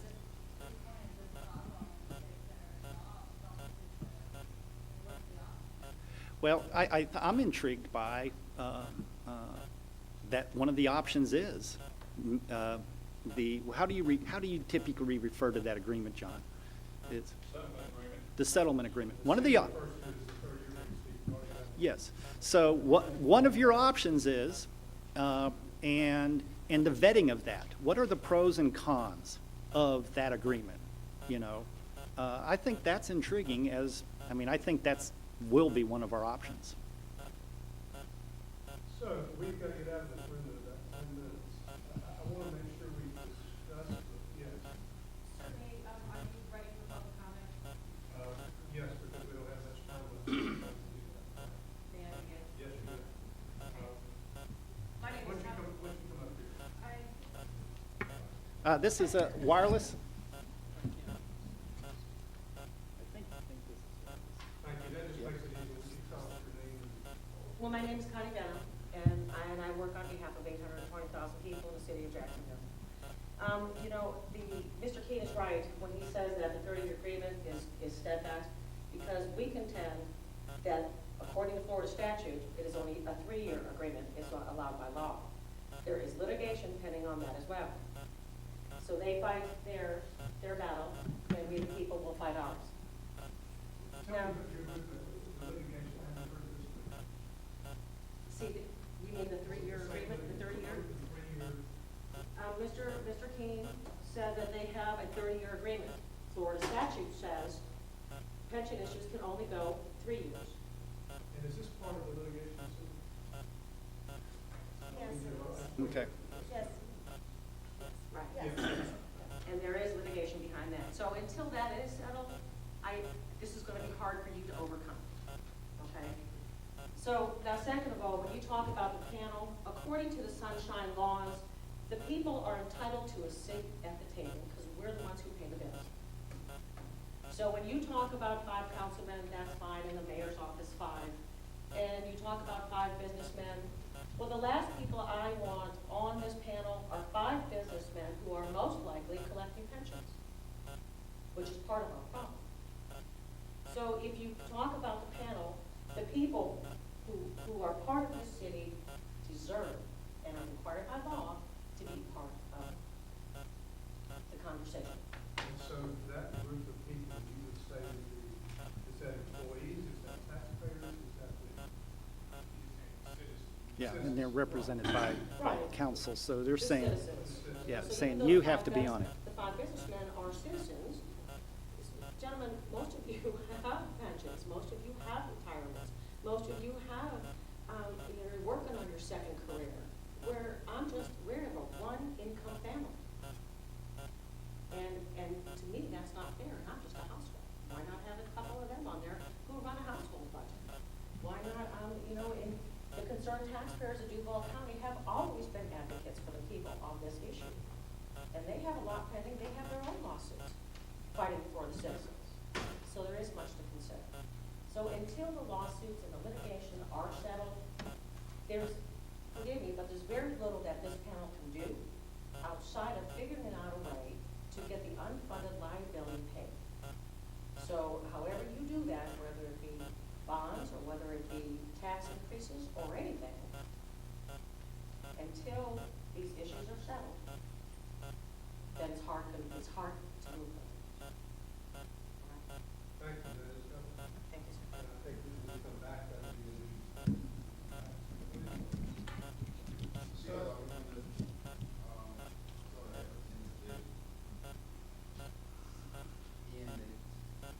what, yeah, well, that, I think we have to come back to what John proposes, what we, that's not a decision for today, but it's not usually 18 months. So what I would like to propose is that we set a time for our next meeting, in the meantime, John and see you, and try to figure out some context that we can make a decision. Talk with Bill Dalton, talk with the mayor, to see how this new, group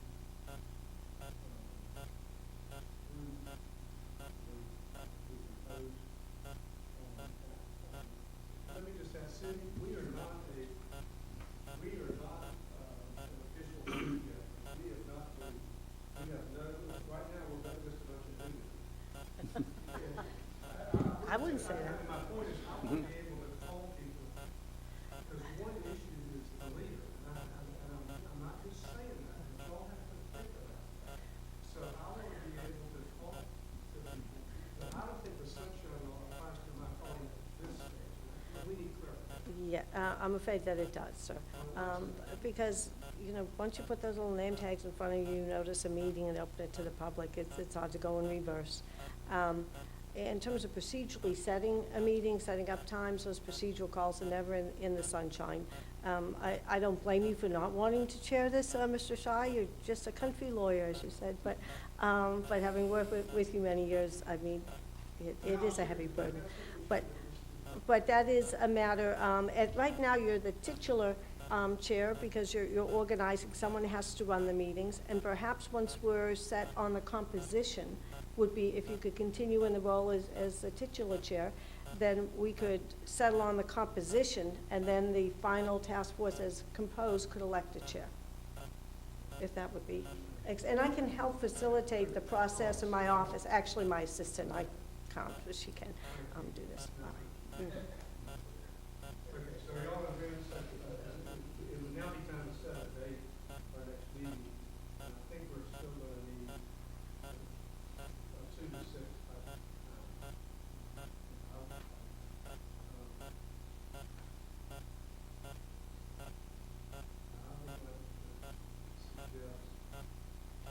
sometime during the week of September 16th,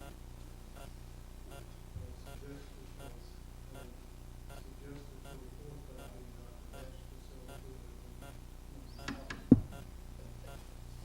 So how about the 16th, 17th,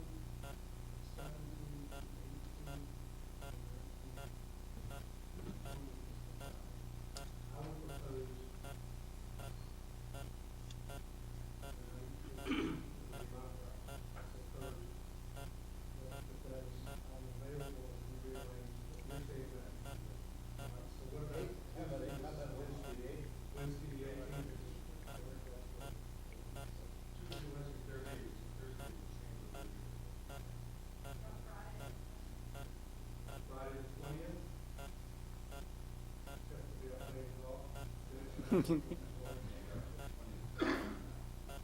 I would propose Friday the 20th. Friday the 20th at 2 o'clock. We'll try to meet right here. And anything else that anybody has to y'all want to, I tell you what, y'all want to meet from 1 to 5, rather than 2 to 6? 1 o'clock on Friday.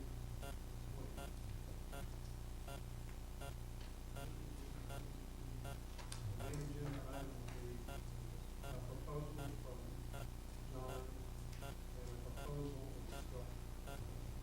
Hopefully we will have some conversations. Cindy, can I call Greg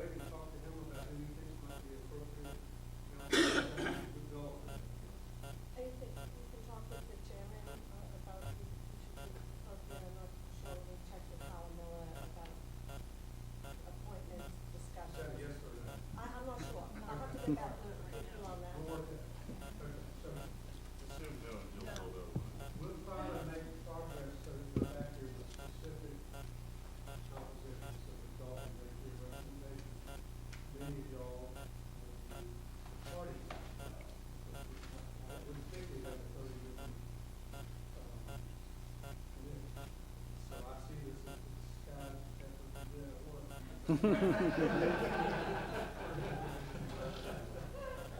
and in the meantime, I'm going to ask the business folks, will you all do some preliminary homework? And Steve, I'm going to ask you with the city council, in terms of funding, is it a possibility to raise some kind of?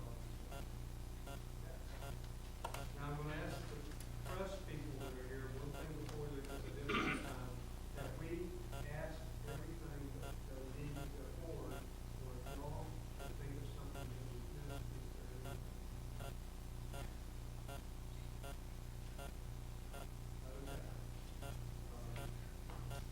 thank you all. I think, we all agree that I think that we need to go race. I think that you said last time we got my input, I think you really went on.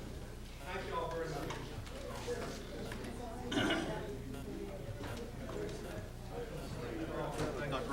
Good, sir. We have a